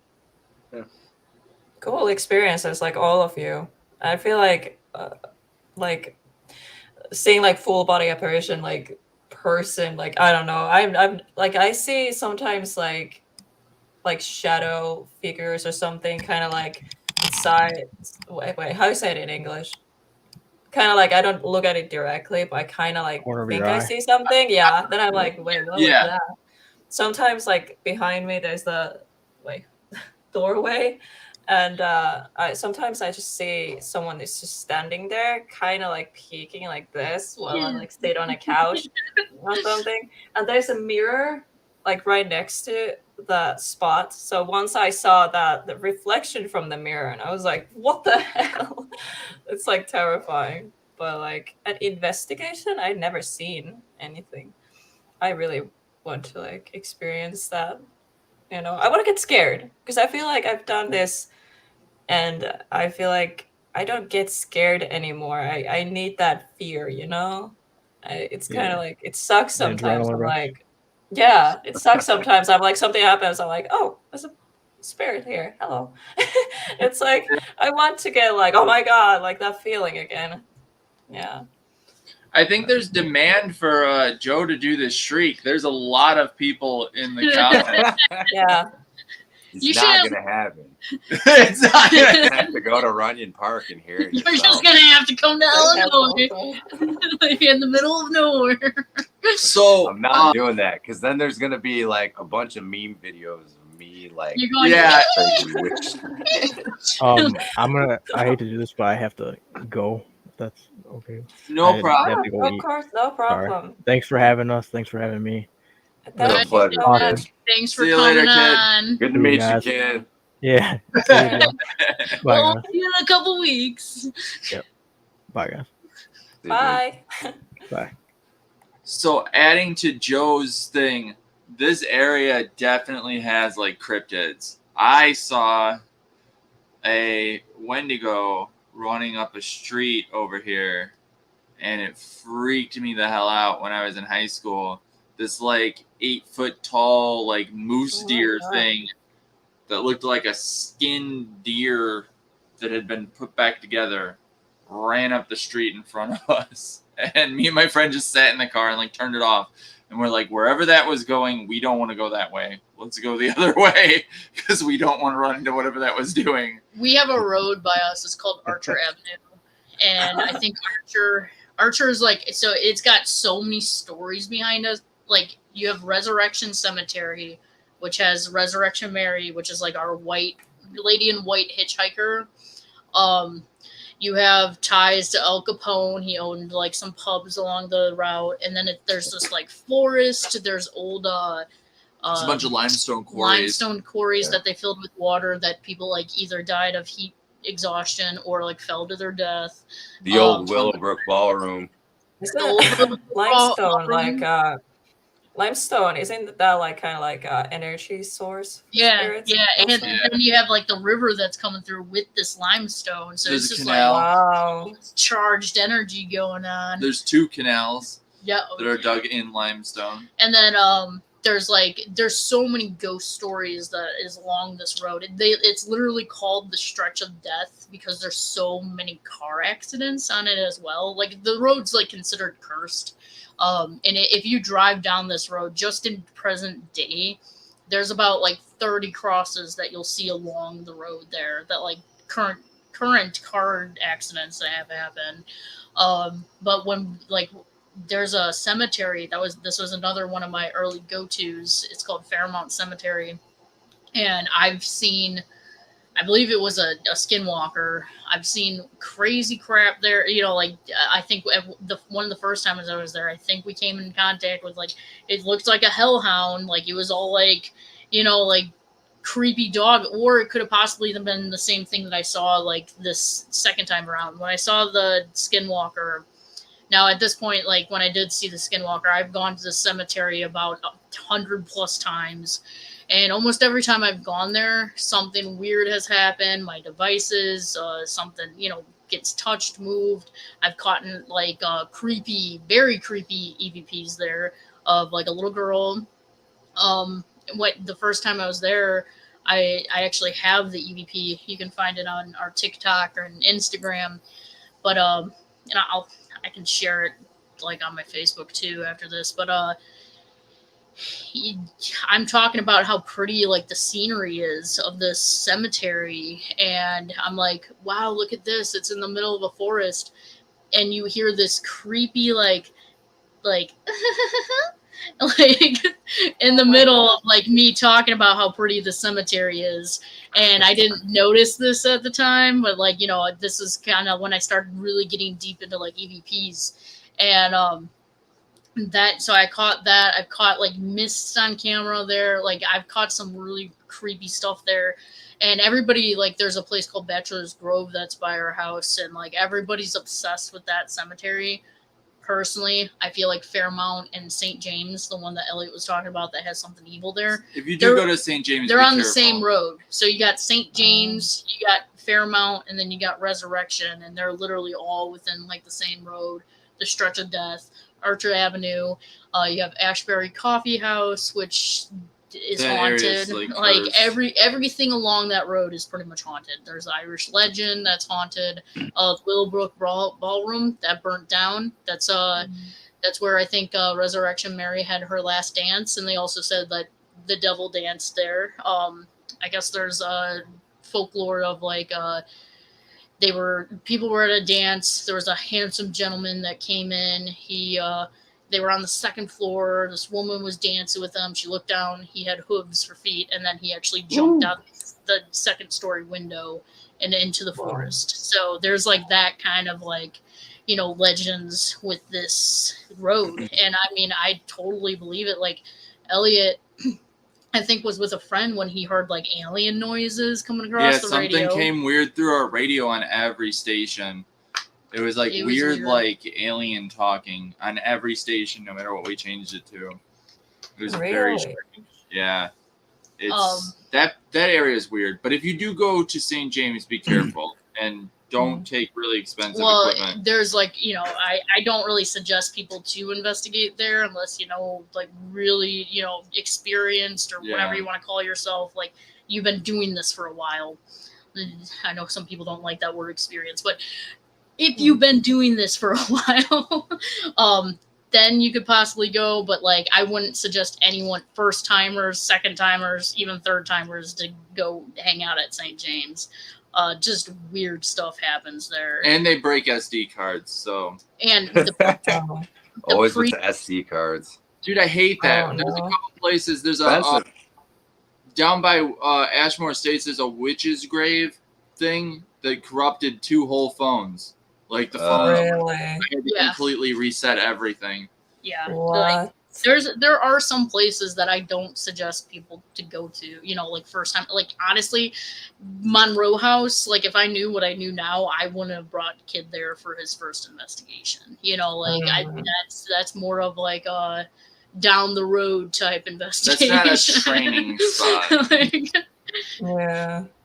so, I don't Yeah. know, man. There's so much around here though. Like that's the thing. I feel like people believe that they need to go to all these like big locations like Waverly and Trans Oh, there's some Allegheny. great smaller ones. Honestly, Oh, yeah, do the small. Your local small. historical society. They're actually my favorite, like the less known locations. Like I Yeah. don't know what do you think, but like these very famous locations, you know, where people go all the time. And like people ask the same questions all over and over again. So like do you think like spirits can actually get like, you know, annoyed and bored, Yeah, I think you know, if bored. they get asked the same questions and like they don't feel like, oh, I want to like Oh. talk and like interact with people, because it's like I do that all the time when there's locations where they don't get a chance to talk with spirits that much. I mean, with people, you know, the spirits, you know, and They definitely, if it's their Yeah. it's their first time using devices, they seem way more excited because, like, Yeah, something new, something different.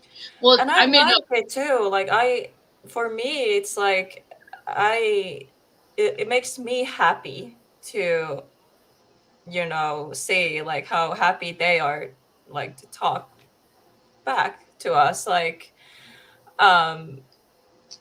because they are lonely or whatever, and I don't know. I really like it.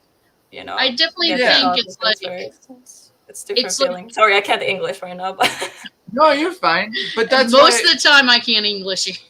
that's why I build spirit boxes, because I feel like that's the most open way that they can Kinda communicate. gives them a It gives them a voice. voice. Yeah, and like Yeah. I feel like when they communicate with us, it's more so of a gift. You know, like that's why I don't think like anything should be on demand. You shouldn't expect going into a location and thinking that you're going to catch a bunch of evidence. It's really up to the spirits. You know, like it's up to them whether or not they want to show. Like you can try, you know, and sometimes we don't Yeah. catch much. Sometimes we catch amazing stuff, but when the camera's off. Like yeah. I was with Adam Kimmel at Indiana State Sanatorium like last year, and we caught a spirit smoking a cigarette like outside, and it's like, this is cool, but like it's never gonna happen on film. Like certain things, like at different You guys jails. weren't outside. At different jails, you're not like, they can put the cigarettes in the jail bar, but it won't do things when you're watching it. You know, like.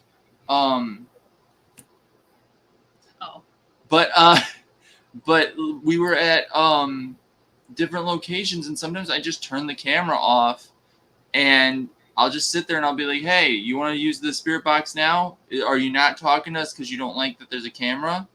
Like, I don't know. Every once in a while, I like to do that. Yeah, Don't- and Don't smoke inside. Don't smoke inside locations. buildings. we were I'll do outside.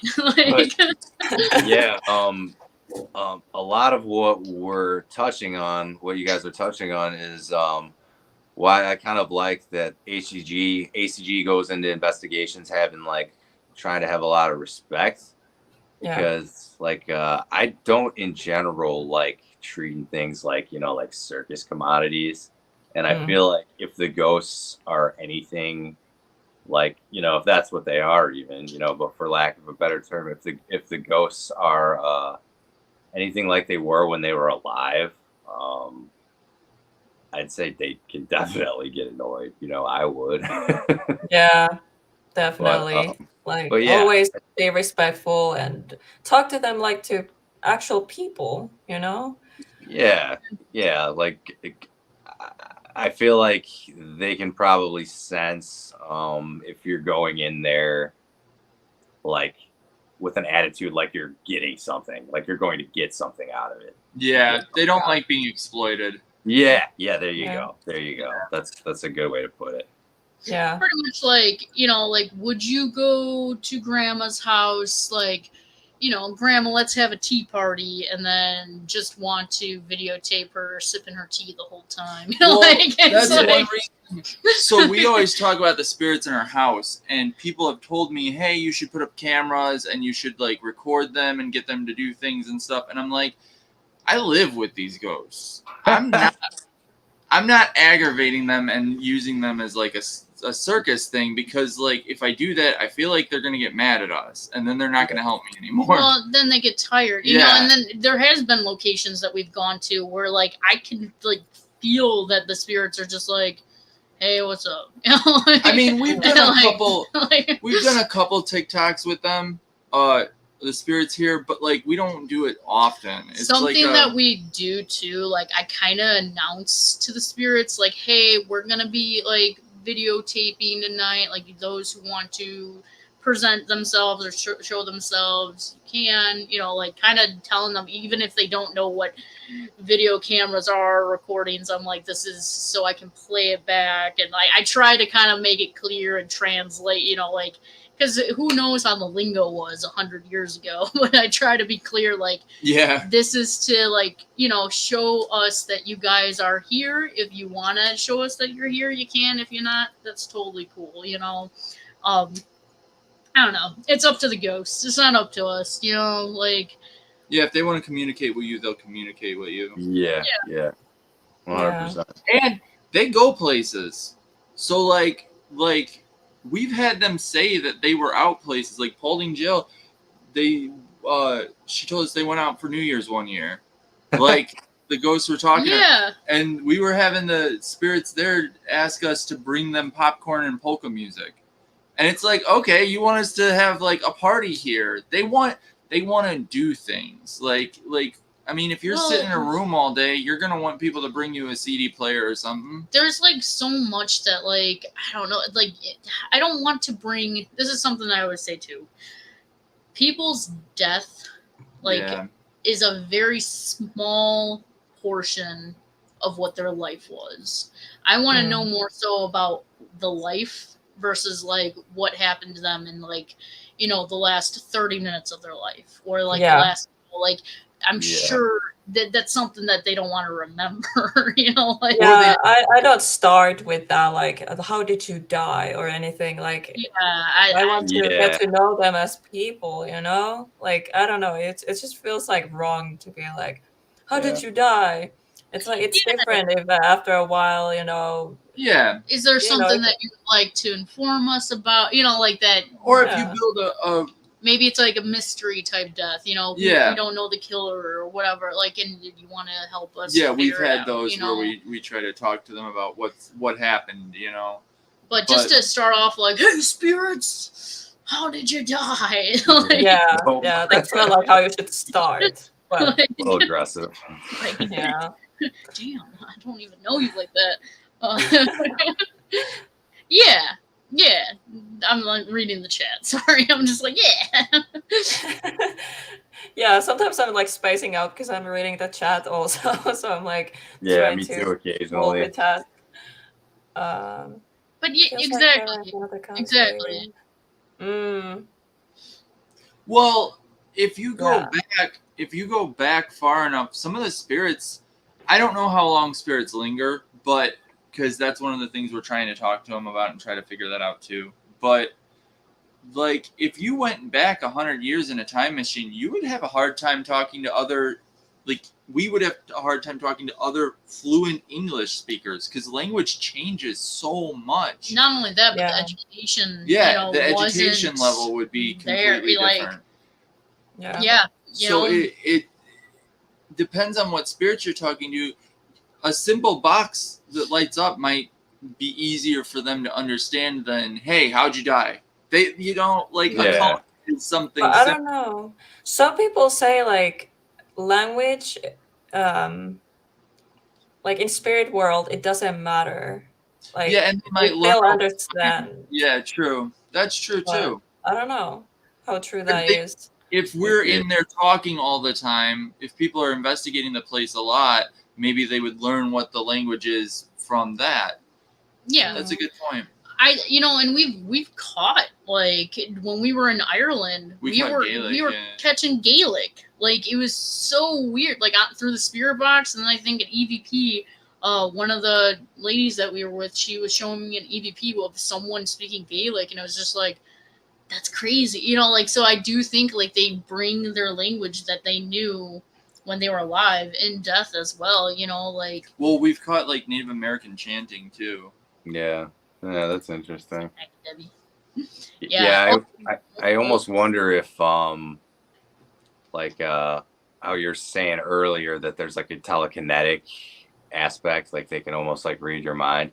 I wonder if it is true that language doesn't really matter. But Yeah, like that- me, if I start speaking Finnish, for example, But- in American location, like would they understand? Like I don't know. Yeah, I need I to start wonder. testing this. Maybe. wonder. That'd be cool. That'd be really Yeah. cool. Experiment. Start experimenting. Like, I do feel like maybe you'll pick up on a spirit that, like, because there's. Oh, we've had German too. There's Yeah. time.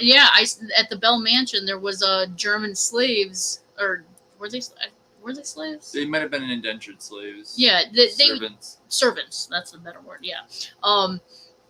They actually, like, I started speaking in German. They started speaking in German back, and then they got to the point where they were like, talk German, like, and there's some stuff that I left out, but like at one point they said something. It was like, what is it? It's like Holland Dart, which, like, I forget.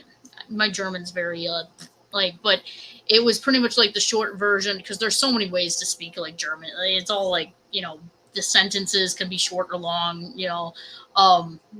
but it pretty much translated to need darts. Like, and I'm like, what does that mean?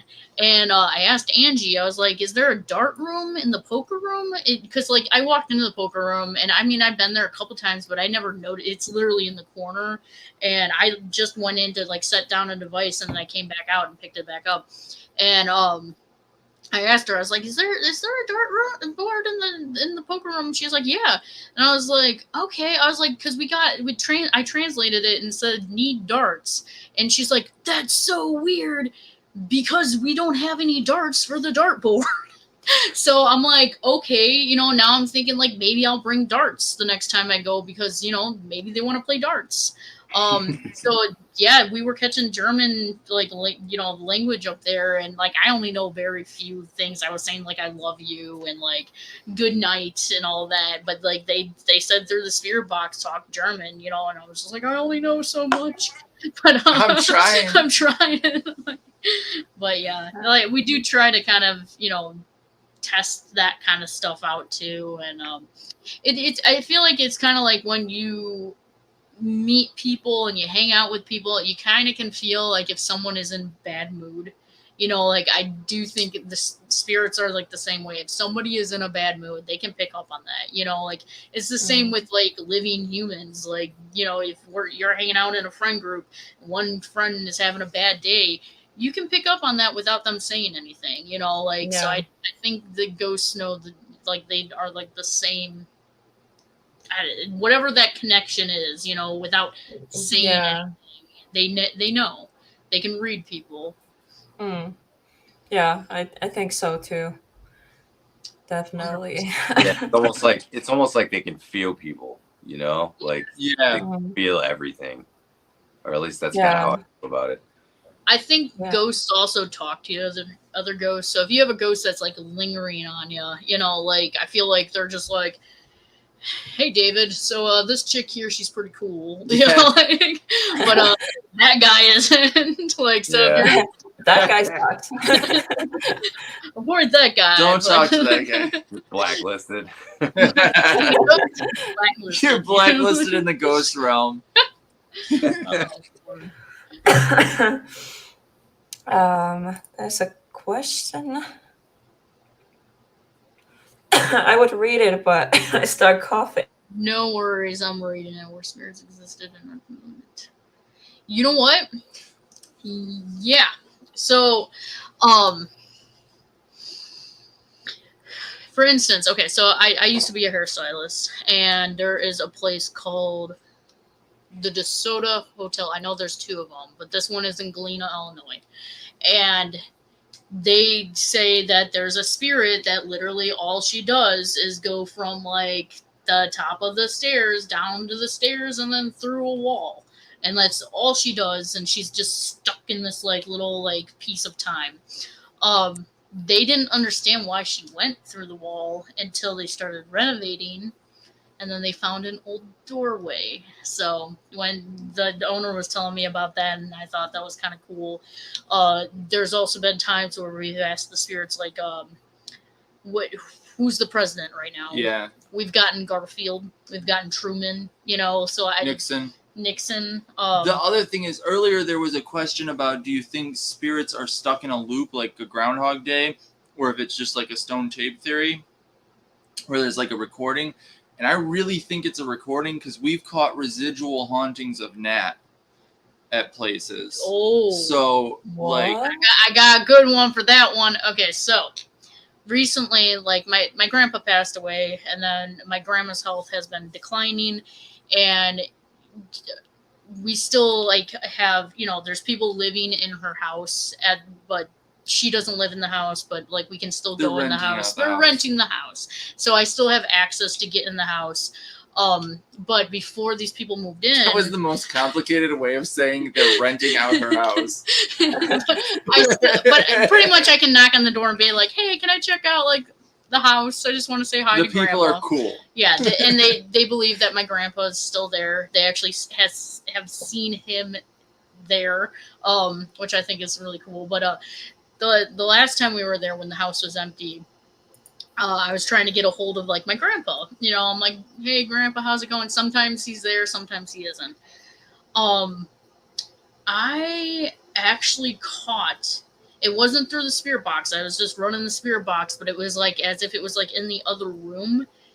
I caught it on camera, and it sounds like me when I was a kid saying, "Grandma." So like, I do believe, and I do have dreams of being back at my grandparents' place, and I'm like wondering, did a piece of me, did I break off a piece of myself in that house? Because that house, as a kid, I moved around a lot. I come from divorced parents, a lot of struggles in my childhood. But my grandma's house was always the place that felt like home. It was always like, my safe place. Like my grandma was very motherly to me. Like she took care of me when I was sick. I just have this connection to that house. So when I pass away, I do think possibly part of me will haunt that house. Just because, like, I still have dreams of being there. When my grandpa passed away, I knew he passed away, and I knew where he passed away in the house.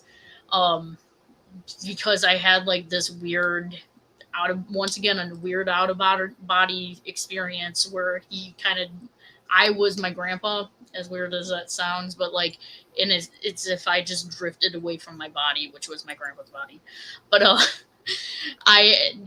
and like with my grandpa, he was the one that was super supportive of me with my ghosts. Like growing up, no one believed me. No, if you believed in ghosts, you were stupid. My dad's side, he was very Christian, so it's like there's not to get into like religion and everything, but like very much like you die, you go with Jesus or whatever, and that's it. There's no ghosts. Ghosts get cut off in my family. Recently, my family has been more open. Both of my parents are losing their parents, and they've kind of actually came to me at this point to help with like closure, and it's helped me with my closure, like with my grandparents. And it's just like with my grandpa, he was definitely like my inspiration to a lot of things. Like he used to write books. He was friends with Muhammad Ali. Like this dude could literally walk into a location anywhere and become friends. He was friends with Tom Hanks. He was just friends with everybody. Wow. And he really got me like into the whole like, you know, be proud of like who you are, be proud of your Irish heritage. He used to always tell me about the banshees and all that. So Yeah. when he passed, it was about a month after he passed. And, you know, I just kind of wanted like that one last like goodbye, because it kind of devastated me a lot. Like when he passed away, it was very quick, you know. And I wound up having a dream about him, and it was like I couldn't see him, but I could hear him. And he was telling me, he was like, you know, I don't have long. And I'm like, Grandpa, like, is that you? And he pretty much was just like, in this life, don't love material things. My grandpa, he was a collector. He liked to collect tobacco pipes, guns, train sets, like just stuff that you didn't need. And he's like, in this life, don't worry about material things. And then he starts talking about his dresser. And he's like, but in my dresser, on the other hand, I'm like, what are you talking about, Grandpa? And he's like, in the top shelf, he's like, there's some stuff in there that means the world. And then he's like, I love you, Nat. I have to go. And I'm just like, so the next day I called my mom and I'm like, yo, Mom, so Grandpa came to me in a dream and he's like, talking about his dresser. He said, none of that stuff matters except for the things in the top drawer, whatever that means. Like, I don't know. My mom calls my grandma. I go to work. I get on the phone. My mom's calling me. I'm like, what's going on? Finally, I end my shift to talk to her. And she's like, are you sure you didn't talk to your grandma? And I'm like, what? No, like, didn't she tell you if she talked to me or not? And my mom's just like, yeah, so your grandma went through your grandpa's dresser last night, and she went through all of the drawers except for the top drawer. She's like, she's not touching that drawer until you go there. So I went there a week later, and I started going through his top dresser drawer, and I was like, Grandpa, please don't have any weird nudies in here. But I actually found pictures of him and my grandma. I found pictures of me and my siblings. I found his mom's rosary, pictures of his mom, pictures of his dad. And it was like literally just pictures of all of us. And like that kind of was like my like, you know, like, good job, Grandpa. Good job. Thank you for showing me. Like, that was kind of like when I was like really like, you know what? Like, things happen, but things will be okay, even in death. You know, like, and that was kind of like a big confirmation to myself. Like, the afterlife exists. You have connections to the people in your life, whether they're alive or not, you know. And that's what really ties us all together with this paranormal stuff, you know. It's the guests. I have awesome guests. That's why this has been so much fun. Yeah. But, so I just when, you know, I know there's a lot of drama that's going around right now and a lot of stuff, but you know, when at the end of the day, what really matters is what connects us all to this paranormal field, you know, like, and it's that it's humans, it's, you know, the deceased, and you got to remember to treat people kindly, even, you know, when they're alive and in the afterlife. Yeah. Hi, Beth. That is true. I really appreciate and like the fact that you guys are very kind and kind-hearted people, and you know, we need that in paranormal world, because there are a lot of people who provoke and do this for the wrong reasons. So I think you guys do this for the right reasons. Thank you. Thank you. I'm hoping we can set like a trend here. Yeah. Just be respectful. Be respectful, be kind. to living people and to the dead people, everyone. We might look kind of scary sometimes, but like with the black lipstick and all that. But like, we That's honestly, something I've been thinking about. Like, what spirits? Like, I wonder what they think about like tattoos and crazy hair colors and all I've that. actually gotten like called a witch before, like through like the spirit box, like where it's like witch, and then like they won't talk to me because the way I'm like, is it because of the way I look? And we get yes or like, I don't know if you guys are all for like Ouija boards, but I do. I mean, you guys have planchettes. Okay, never mind. Like there's like planchettes all around the screen. Some people are against them. Some people love them. I personally like using them for myself. Like I'll do it just with me. Versus using it as like full tool to investigate with. It's more of a spiritual thing, and I have used them like with in cemeteries to see if I can come in contact with anything, and that's another way how I communicate with spirits. It's just like I feel like any tool that you can, if it works, it works. If it doesn't, it doesn't. So I'm not really against anything. We don't necessarily use apps. Just because like I don't like things I can't take apart, and I don't like things that people's hands touch. So I'm not really a fan of Ouija boards and stuff like that, just because I can't like verify it. Yeah. But plus, I love tech, so I love gadgets. If people want to use apps, like let them use apps. We're more so like old school EVPs and like catching stuff just on.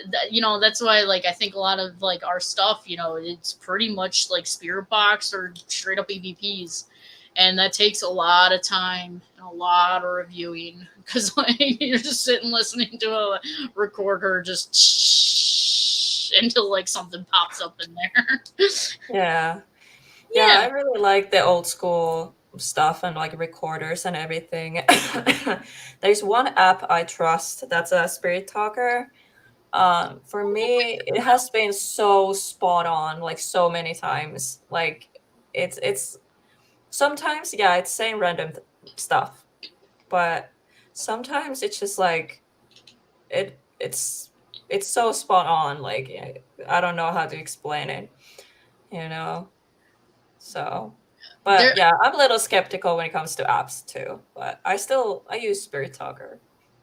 I don't think we've used that one. There was one that we film with our phones, so it's hard to use apps.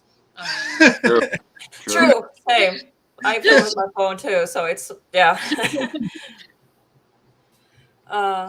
One of my main things is we get such good contact with the stuff that we do use, and everybody has different luck with different things.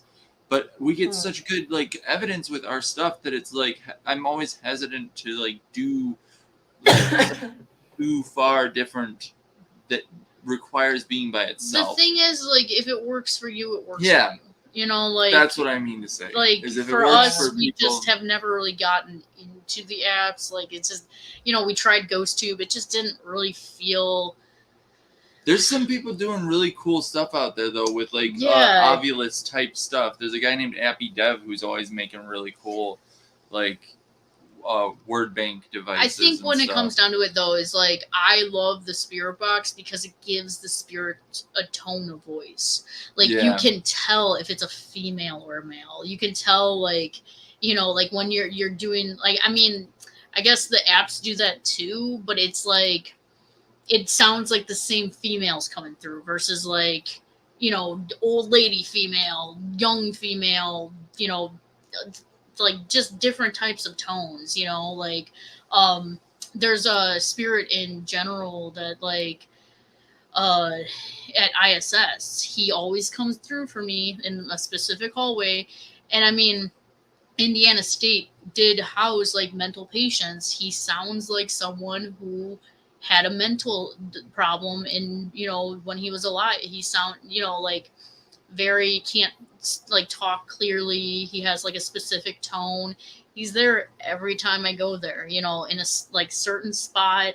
And by now it's like if I hear his voice coming through the spirit box, I'm just like, oh hey, how's it going, you know, like, and he'll say my name. And I just feel like with the spirit boxes, especially like, you know, the heart and soul that Elliot puts into his, I feel like there's just kind of like this connection, you know, when you do build your own tech.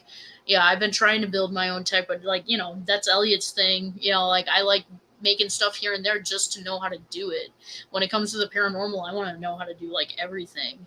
And I actually, like, for Edinburgh, you know, I messaged the owner, or no, I messaged one of the tour guides and I was like, is there like a kitchen at Edinburgh? I would assume there is.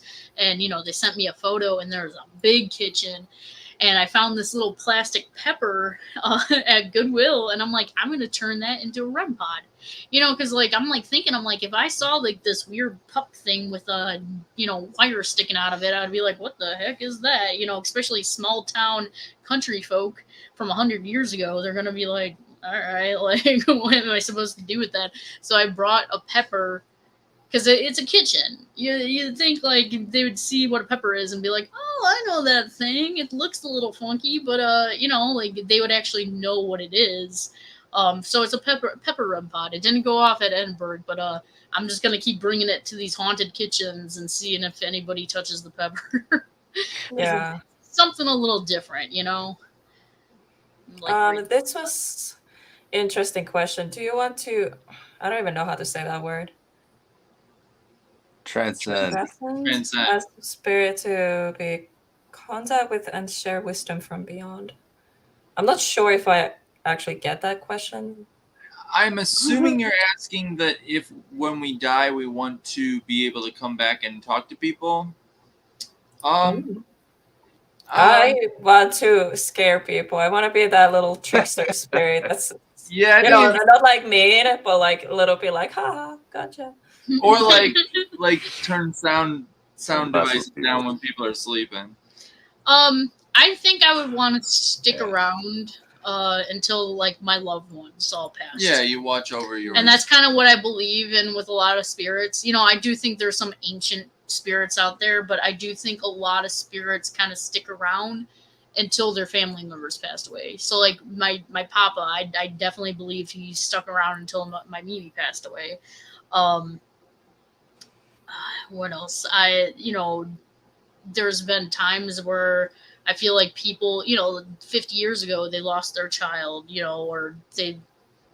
There's like a bug that just flew in through our. And the child is waiting. And I think maybe that's like, well, Henry's parents would definitely be gone. But like, I feel like there's something like that's, you know, they're sticking around for a reason.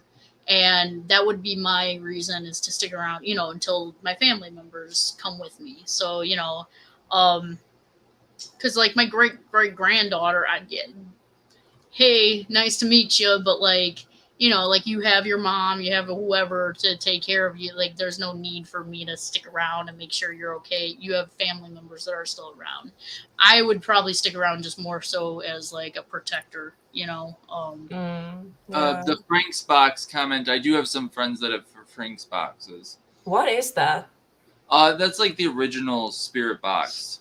Frank's. Okay. So they're really weird. They're cool. From what I know, he was not using it to talk to ghosts. He was using it to talk to angels or aliens. It was. I think it was aliens. I think it was aliens. I think now I know what you're talking about. And they told him he was their little angel or something like that. They're very interesting. So they're like the original spirit box. Which like is another concept. Like some of the stuff that we're coming in contact with. Could it possibly be aliens? You know, like I don't. I think I think some of the stuff we possibly interdimensional beings. Mm-hmm. Well, in reality, we don't really know what we're talking with. You know. I saw another. Do we reincarnate? I do think reincarnation could be another possibility. Heaven. Honestly, I consider myself a Buddhist, so. When it comes to heaven. I think it's, you know, clouds in the sky. My personal belief is like, I call God the universe, like just different names. I believe the universe is everywhere because it is, like you got life everywhere. And when you die, is heaven like, big fluffy clouds? I don't know. For me, I think it's what energy you were alive. So if you were filled with love and a caring person, and like that, to me, if you die and you're stuck with that energy, that to me is heaven. Now, if you are a hateful person and, always like angry, to me, being stuck in that energy would be considered hell. Do I think it's a guy with a pitchfork? No. Do I think, like, would I ever want to be stuck in a hateful, evil feeling for God knows how long?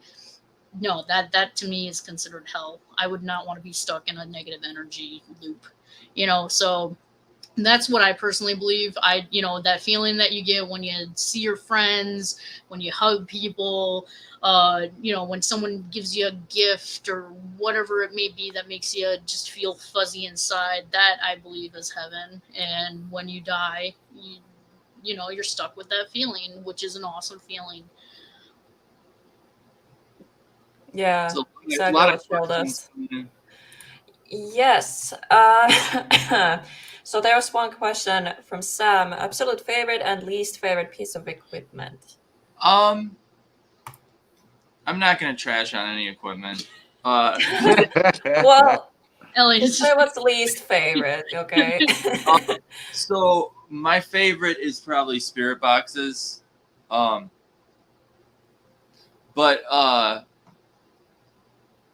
my least favorite is anything that I don't 100% understand how it would work with a ghost. Let's put it that way.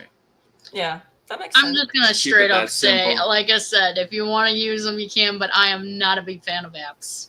Like, especially if it's like phone. Like our phones listen to us. Like it knows when I drive past Walmart. Well, there's Like- some of the apps are labeled as for fun, and there are studies online running packet tracers on the apps and to they see say what they're not what they're pulling 100%. and stuff. So they're like pulling in mic information. So Some of anything them, that not all listens of to them. me, like I just don't trust. Like I don't trust my phone right now. It's probably sending me advertisements on Facebook at the moment about Yeah, I noticed that. Like, I talk about one thing and then I it's start seeing these like ads. freaky. It's like what the mind hell? reading at this point. So yeah, anything that's like hooked to my phone, I don't know if I believe it.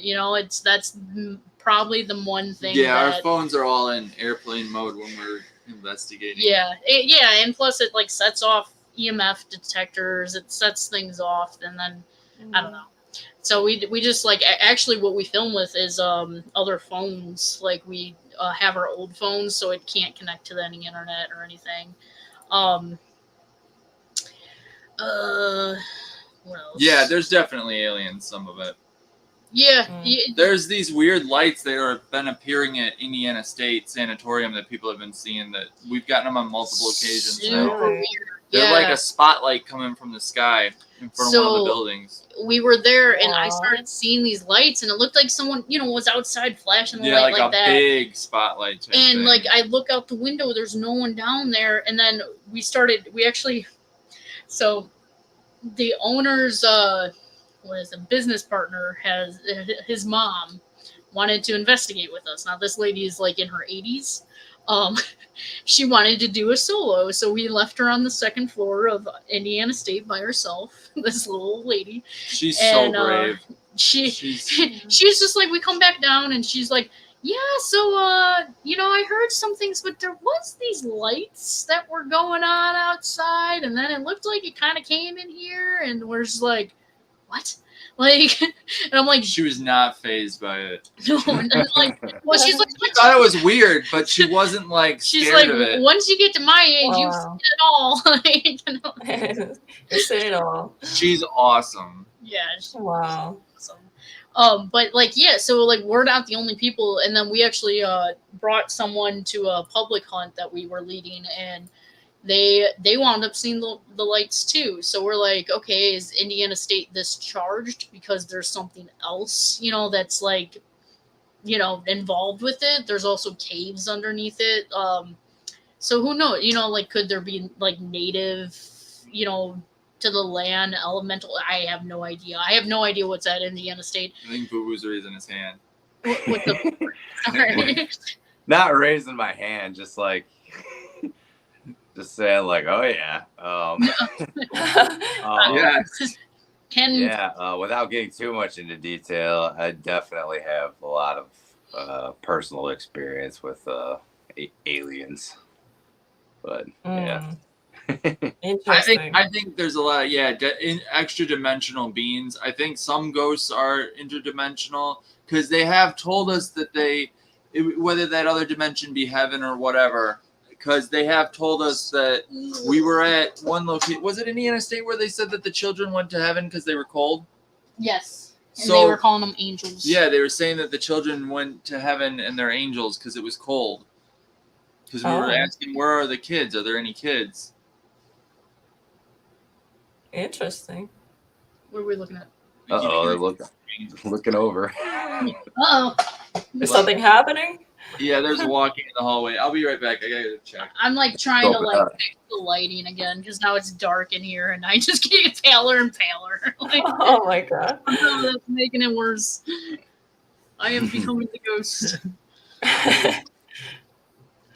There's no helping me. Have you ever asked about? Wait, I'm like lost. Where were we? Oh, slow down. There's so many questions. I'm sorry, people, if I miss your questions. There's so much coming in. I don't think There's I've walking seen on our that. stairs. Seen what? Hellier? Hmm? Sorry, I'm just focused on the chat. Is it a movie? I think that's a movie. Yes, I did hear Tina Turner passed away. Rest in peace, Tina Turner. Oh, Sam wants to know an alien story, Joe. Oh man. Oh. Tell us an alien story. All right, I'll give you a little one. So one time I was like outside, and I'm not crazy into astrology, but I do believe, and partly because of this experience, I do believe in like the significance of, I don't know, maybe like stargazing and things like that, being connected with nature under like during, and I mean, it's always important, but to me, but like particularly important under your sign, like during those months. And it was like Gemini season. I was outside, kind of like standing up, just like with my eyes closed, kind of like meditating, kind of in and out of it though, not like intending to meditate or anything. But I ended up staring up at the sky, and getting like sucked into this one particular star, like just focusing on this one star. And the more I would focus into it, the more I would feel, like the center of my head kind of, I'd feel it kind of like almost like it was getting massaged, like I was supposed to be focusing on that star or something like that. And so I kind of like closed my eyes and went into more meditation and started having like a vision of like, like what you'd think an alien would look like in like, like in like a seat, almost like kind of like a throne, and it was just like staring at me like, and I was kind of freaked out, so I was like, whoa. So I kind of like, came out of it, and like opened my eyes, but then like I went back into it because I was like, oh no, that was crazy. So I wanted to see more. So I kind of like closed my eyes and got back into that same mode and started seeing it again.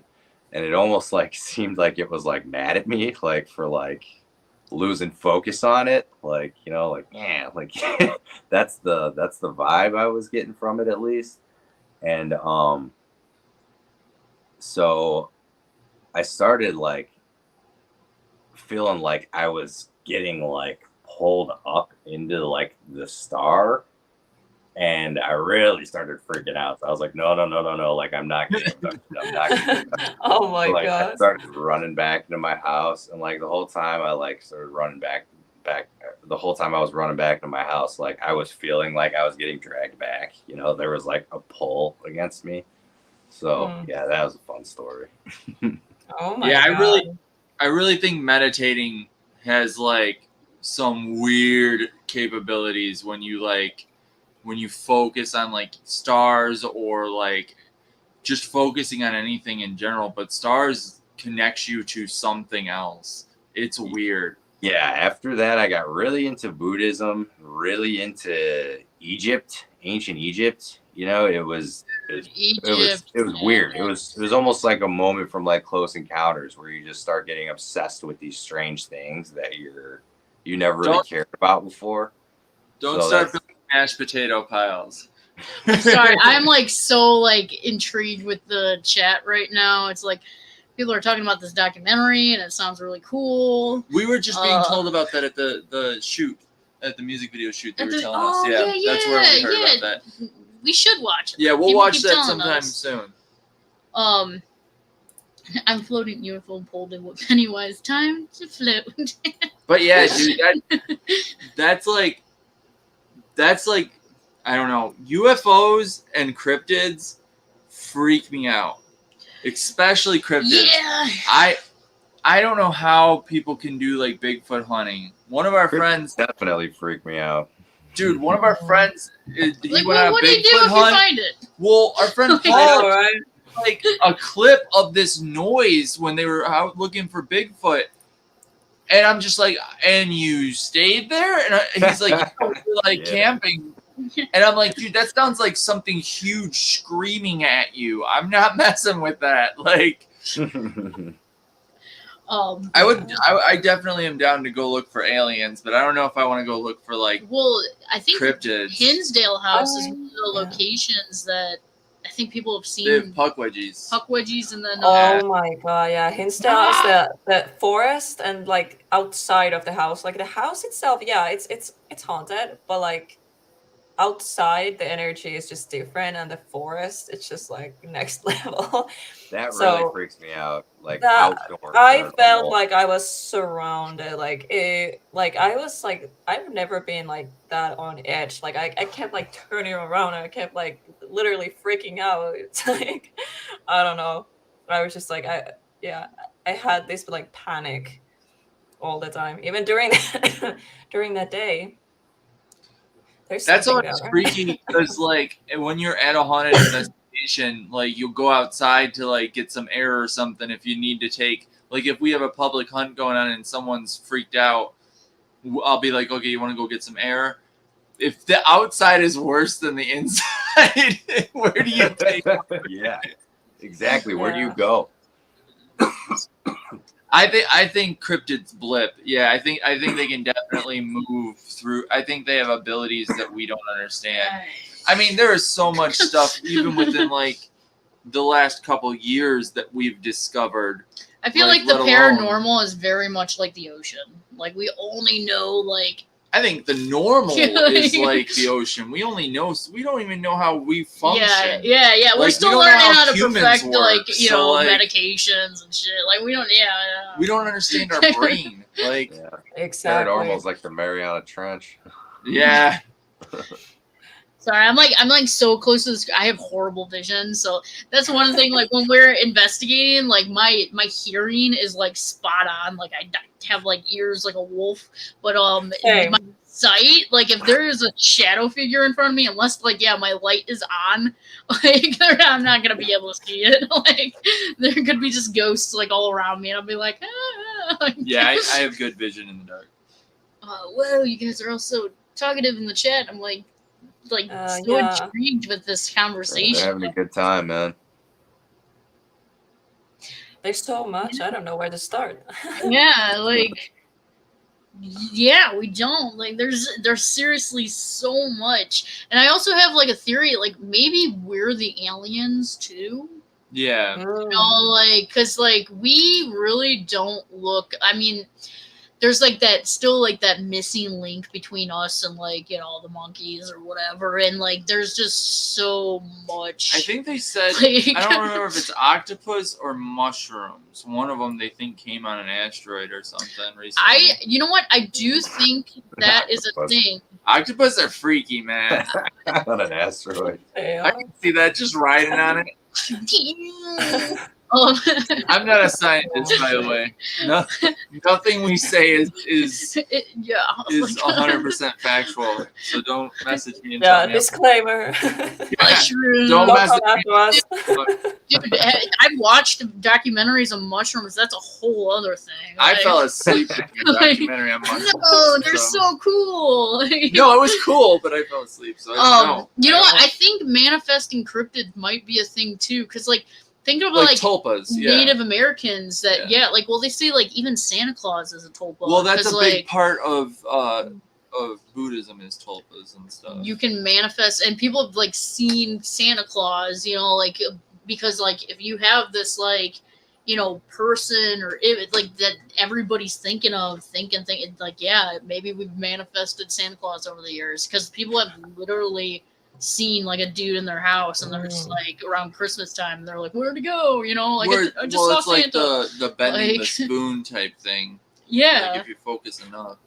But this is so weird, like we're talking about this, because like I don't remember exactly who I was talking with, but it was on panel, like on my channel, like some of the live streams, that Santa Claus, it has to be alien, because like how you explain like flying reindeers and stuff, because it's just an illusion. Maybe that's the like reindeer are cryptids, like Emanated mascaria. like, that everything's a cryptid, everything's an alien. Like,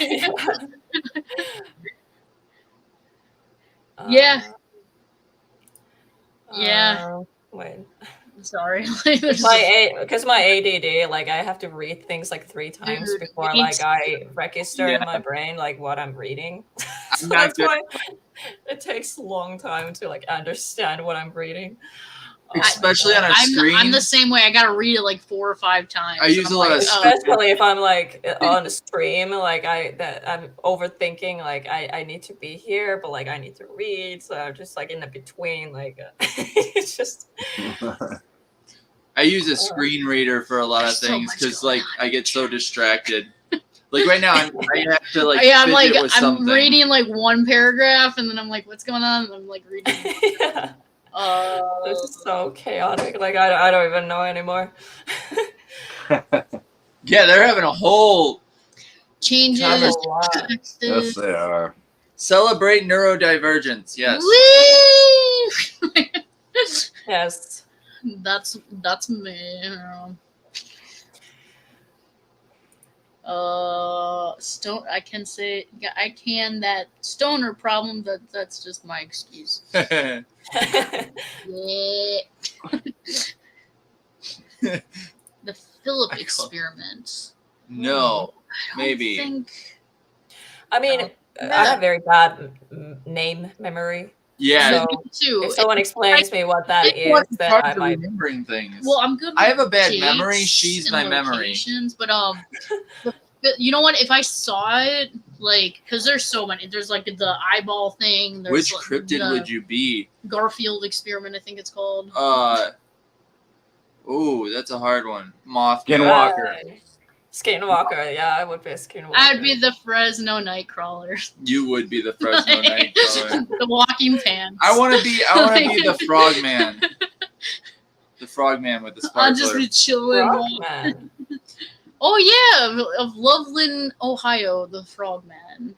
Oh, I think I've never heard of that one. He has a sparkler. A what? Yeah. Bob After Dark is our friend's podcast, and he does a lot of cryptids and stuff. He has some really like crazy episodes where he goes over a bunch of different like lesser known cryptids. It's really cool stuff. I just realized we never answered the question, what's our least favorite device? You did. What's our favorite device? I answered my favorite. I didn't, and I What don't is your think Joe did. It's like literally, like we start answering like questions because there's so many of you. Well, that now there's like one left. But like in the beginning, it's like we get so distracted. We get so Well, you have a distracted. One answers a question and we move on. Okay, my favorite device will probably be a good old digital recorder. Like I said, EVPs have always been my fave. No, least favorite phone apps. Favorite digital recorder. What about you, Joe? I haven't messed with much yet, but least favorite, and it's unfortunate because I guess it's like really the only one you can get now for the most part.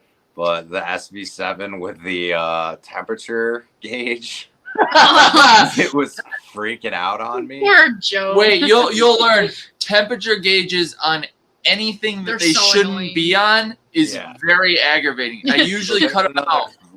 Going full circle with the things that try to do multiple things. But yeah, that thing was frustrating, and I was after that little investigation, I went into the room and I was trying to look up. I was reviewing all that. S7 without the temperature gauge. You're like, So- stop. Why is it doing that? Make Yeah. stop. So far that. Favorite piece of equipment. I'm tempted to say Nat because she knows how to talk to the ghosts. Yeah, she's very useful. Yeah. That just made me feel good. But I like Elliot's spirit boxes because I guess I know that he built them and they're very simple, easy to use, and And they're fun. Yeah, they're fun. They're fun looking. They're fun to carry around. A lot of times they have lights. Yeah, So, I would yeah. like something like you built for sure. Yeah, he makes cool stuff, and it's all repurposed. It's all repurposed stuff too, which is really cool. So Yeah, I let the boxes find me. Real quick in the chat, Sheldus, I do know what you're talking about. See, once you described it, I was like, yes. It was like they were trying to like manifest, like, was it them? Like Yeah. Philip. Like we kind of have the like same thing, like the little girl named Sarah. Was she actually there, or like people saying Sarah all of a sudden? Like she's on the recorder. Like people see Sarah. I think that's what's at Madison Seminary too. I think her name is Sarah. Like they've kind of manifested like someone named Sarah. Sorry, I get so distracted by this chat. What do you think about Estes method? I don't like it. It gives me a headache. Elliot is not a fan. I've done it a few times. Really, for me, it kind of depends on what headphones I'm using. There are headphones that I can hear the questions, so we don't personally use it, but we've had people. We do lucid technique instead. I'll get to that in a second. We've like used other people's like headphones to do it.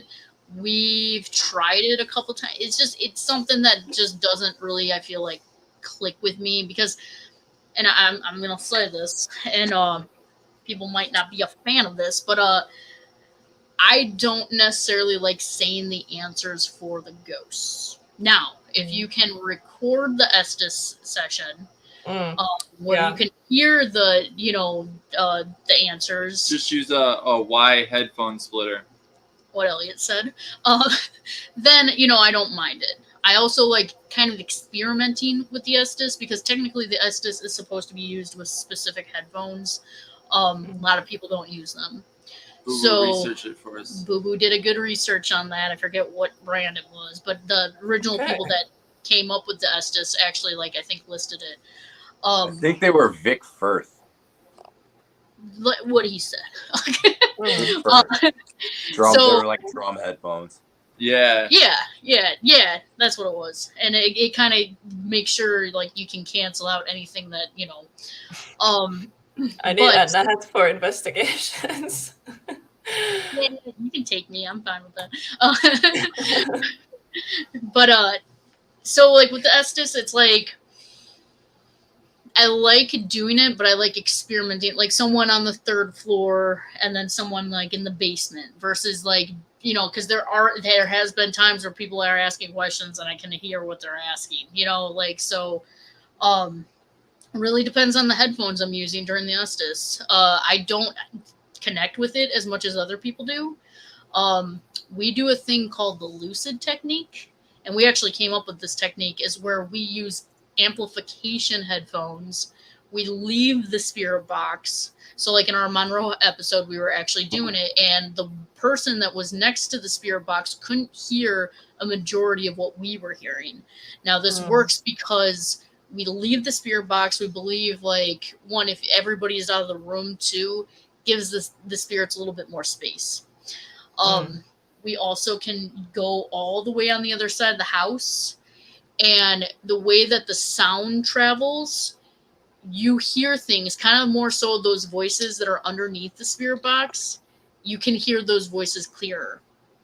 We do this pretty much at every investigation where we kind of step about like 60, between like 20 to 60 feet back from the spirit box, let it roll, and then we're listening with the headphones, and it sounds like a person is standing right there with you with these headphones on.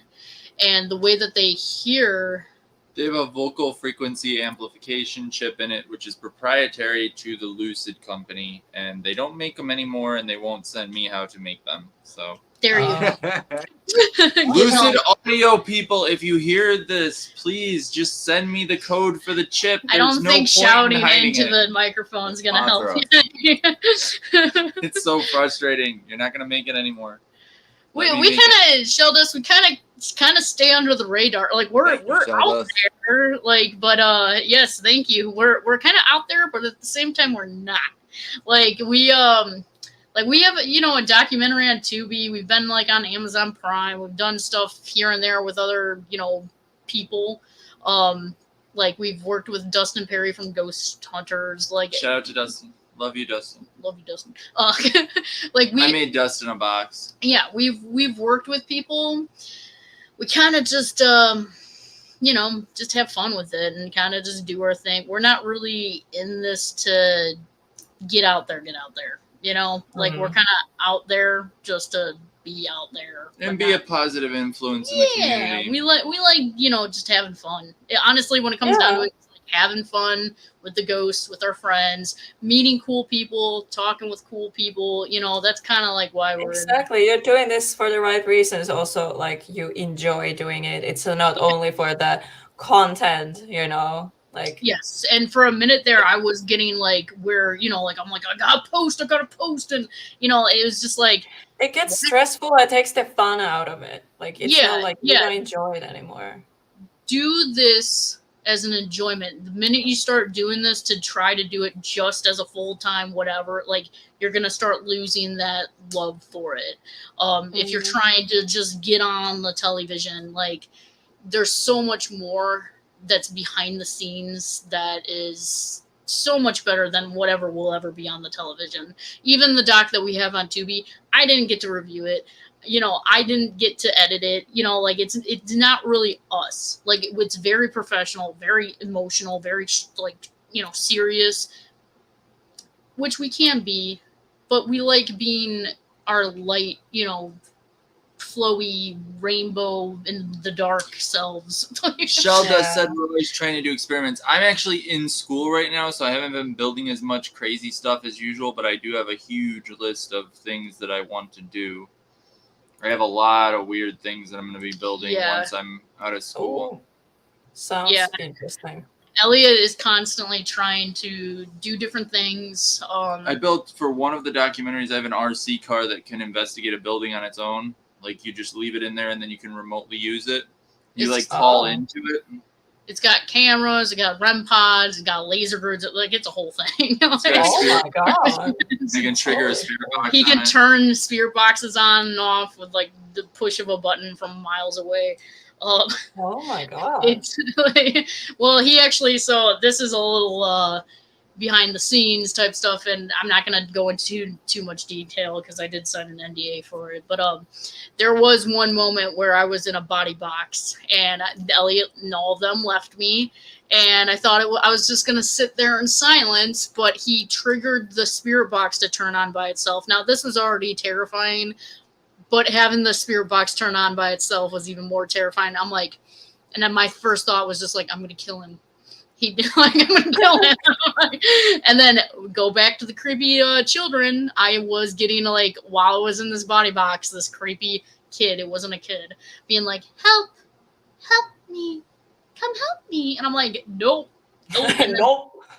Something actually, like, I thought he used this like remote control car, and because I heard like shuffling on the ground, I thought something like walked up to, like, something was moving. I thought, my first thought was like, oh, he's moving the RC car.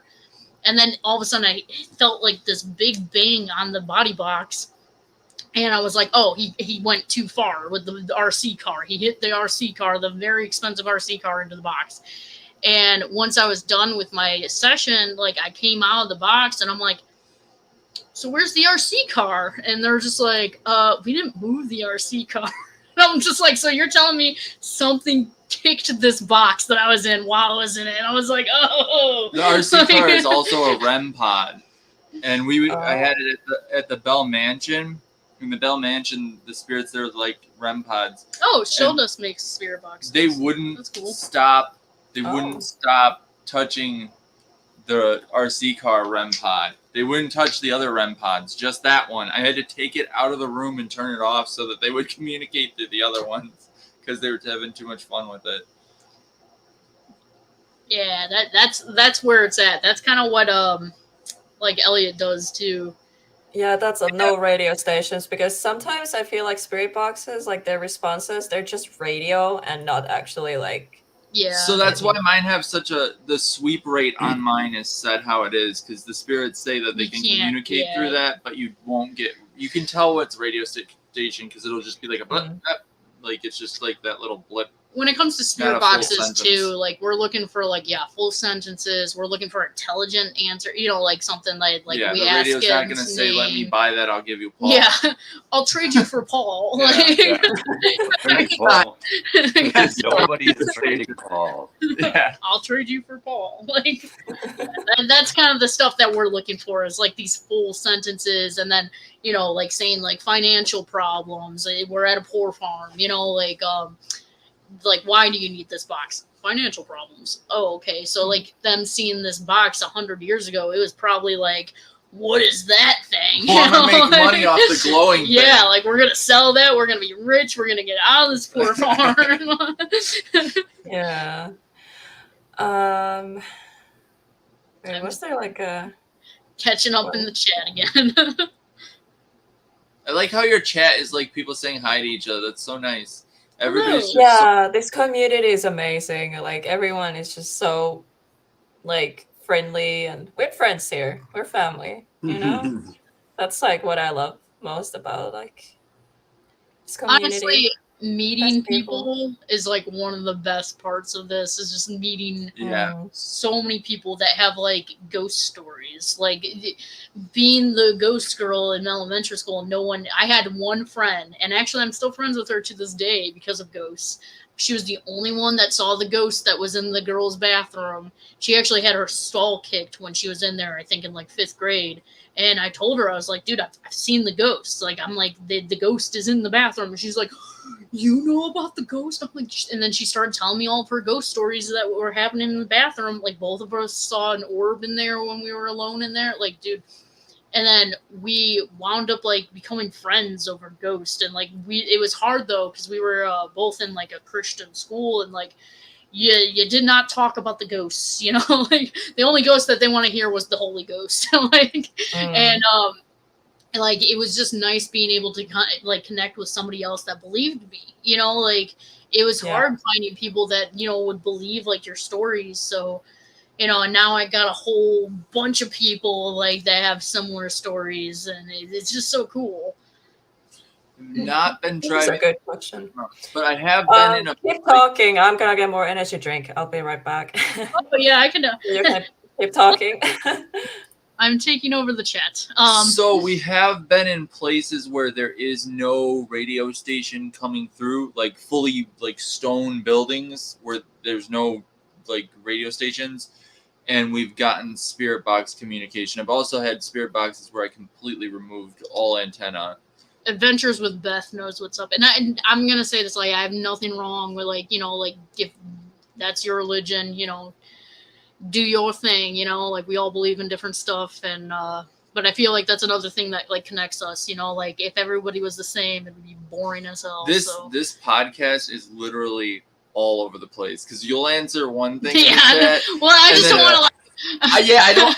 But I that's don't what I'm want to saying. offend anybody. You're or, answering like- one, I'll answer another one. There's like different random topics. What would be your code shell? Hold on, let me just scroll up. Missing something. You guys. Don't scroll up. You're gonna lose it. You guys, Holy hold on. crap! There's a lot of Funny chats. question in the afterlife. If you ever make yourself I'm known, just letting you guys handle it. what would that sign be? So Boo Boo, if you were gonna, they smell chicken strips. if you were gonna try to communicate back with people in the afterlife, what would your signal be? This person said their thing would be smell of chicken strips and alcohol. Would we just all do the Fortnite thing? I would do, like, yeah, just floating. Yeah. No, mine probably would be weird. That'd be freaking terrifying. Weird, like code on the TV or something with like that, like having. Ew, no, that's electronics. like some creepy, like actual, like like the color movie bars. Ghost. Making screens glitch. I know, Yeah. like Dolls' heads like, spin. Yeah. Oh, making little action figures walk. Yeah. Guy goes. Making the little creepy thing next to you spin in circles. Little headless Barbies. Yeah, I think yeah. like- Harold's gonna start walking. I'm like looking around the room. I would do something cute. I don't know, like leave like a pillow, like an That is- extra pillow on the bed. That is like the most like non-signal thing. I would just like, you know, arrange the pillows on your bed. I would tuck you in at night.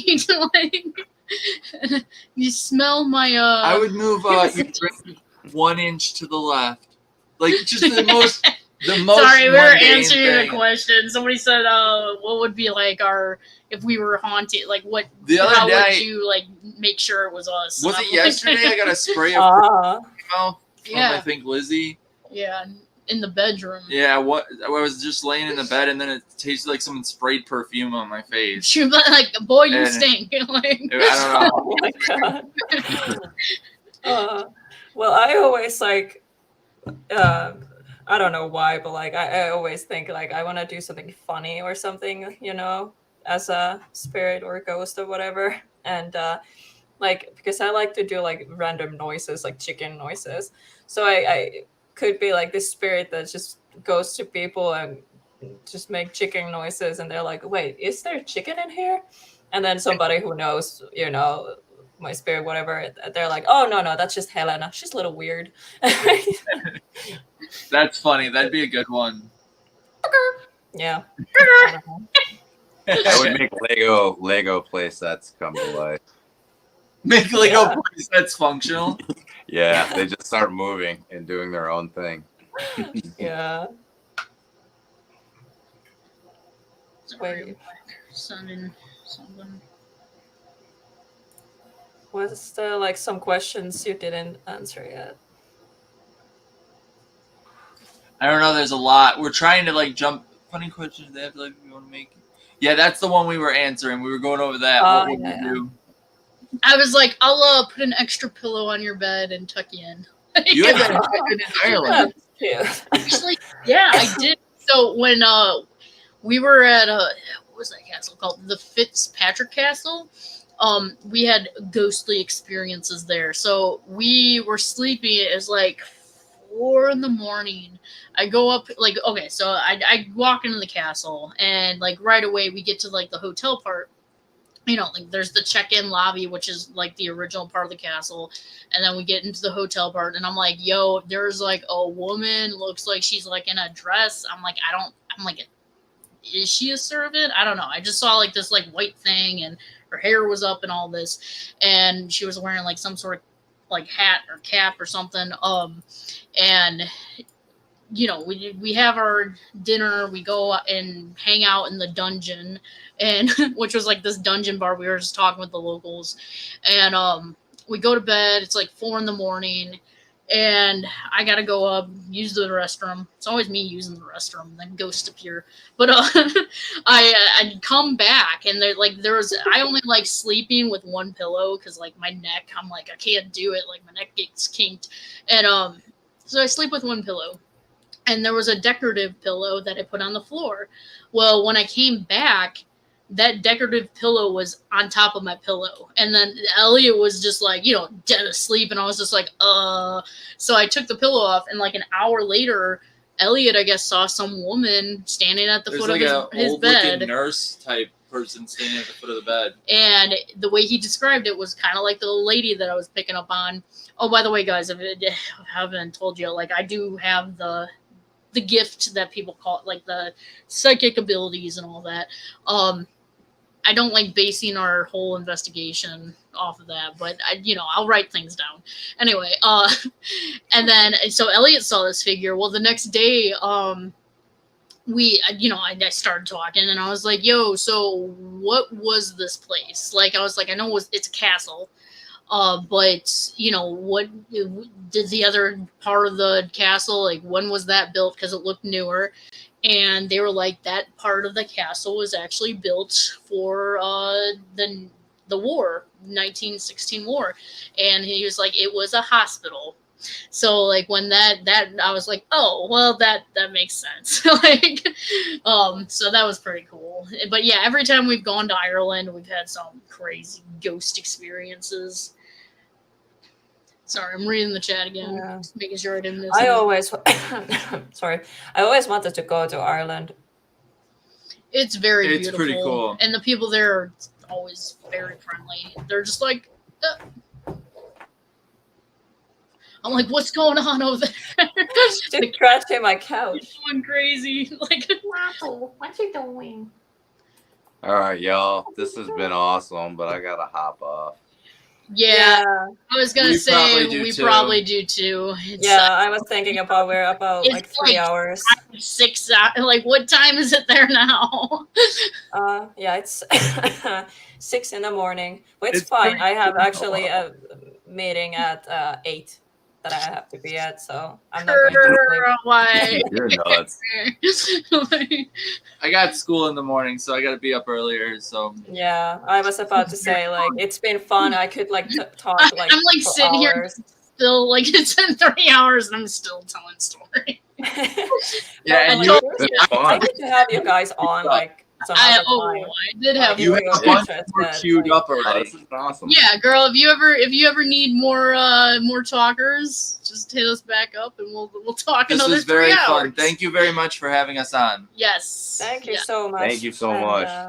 Yes, this has been fun. Thank you guys Thank you all all in the for chat. watching. yes, Hope you thank enjoyed you. my 3 hours of nonstop chatting. No, it was fun, and it helped me too because my voice. Yeah, important So, thing. awesome. But Very yeah, cool. I'm ending the live stream now, so you guys can go. I'm not keeping you here any longer. So, anyways, I hope everyone has a good night. Thank you, chat, so much. All the amazing questions, and I see you the next time. Bye, guys.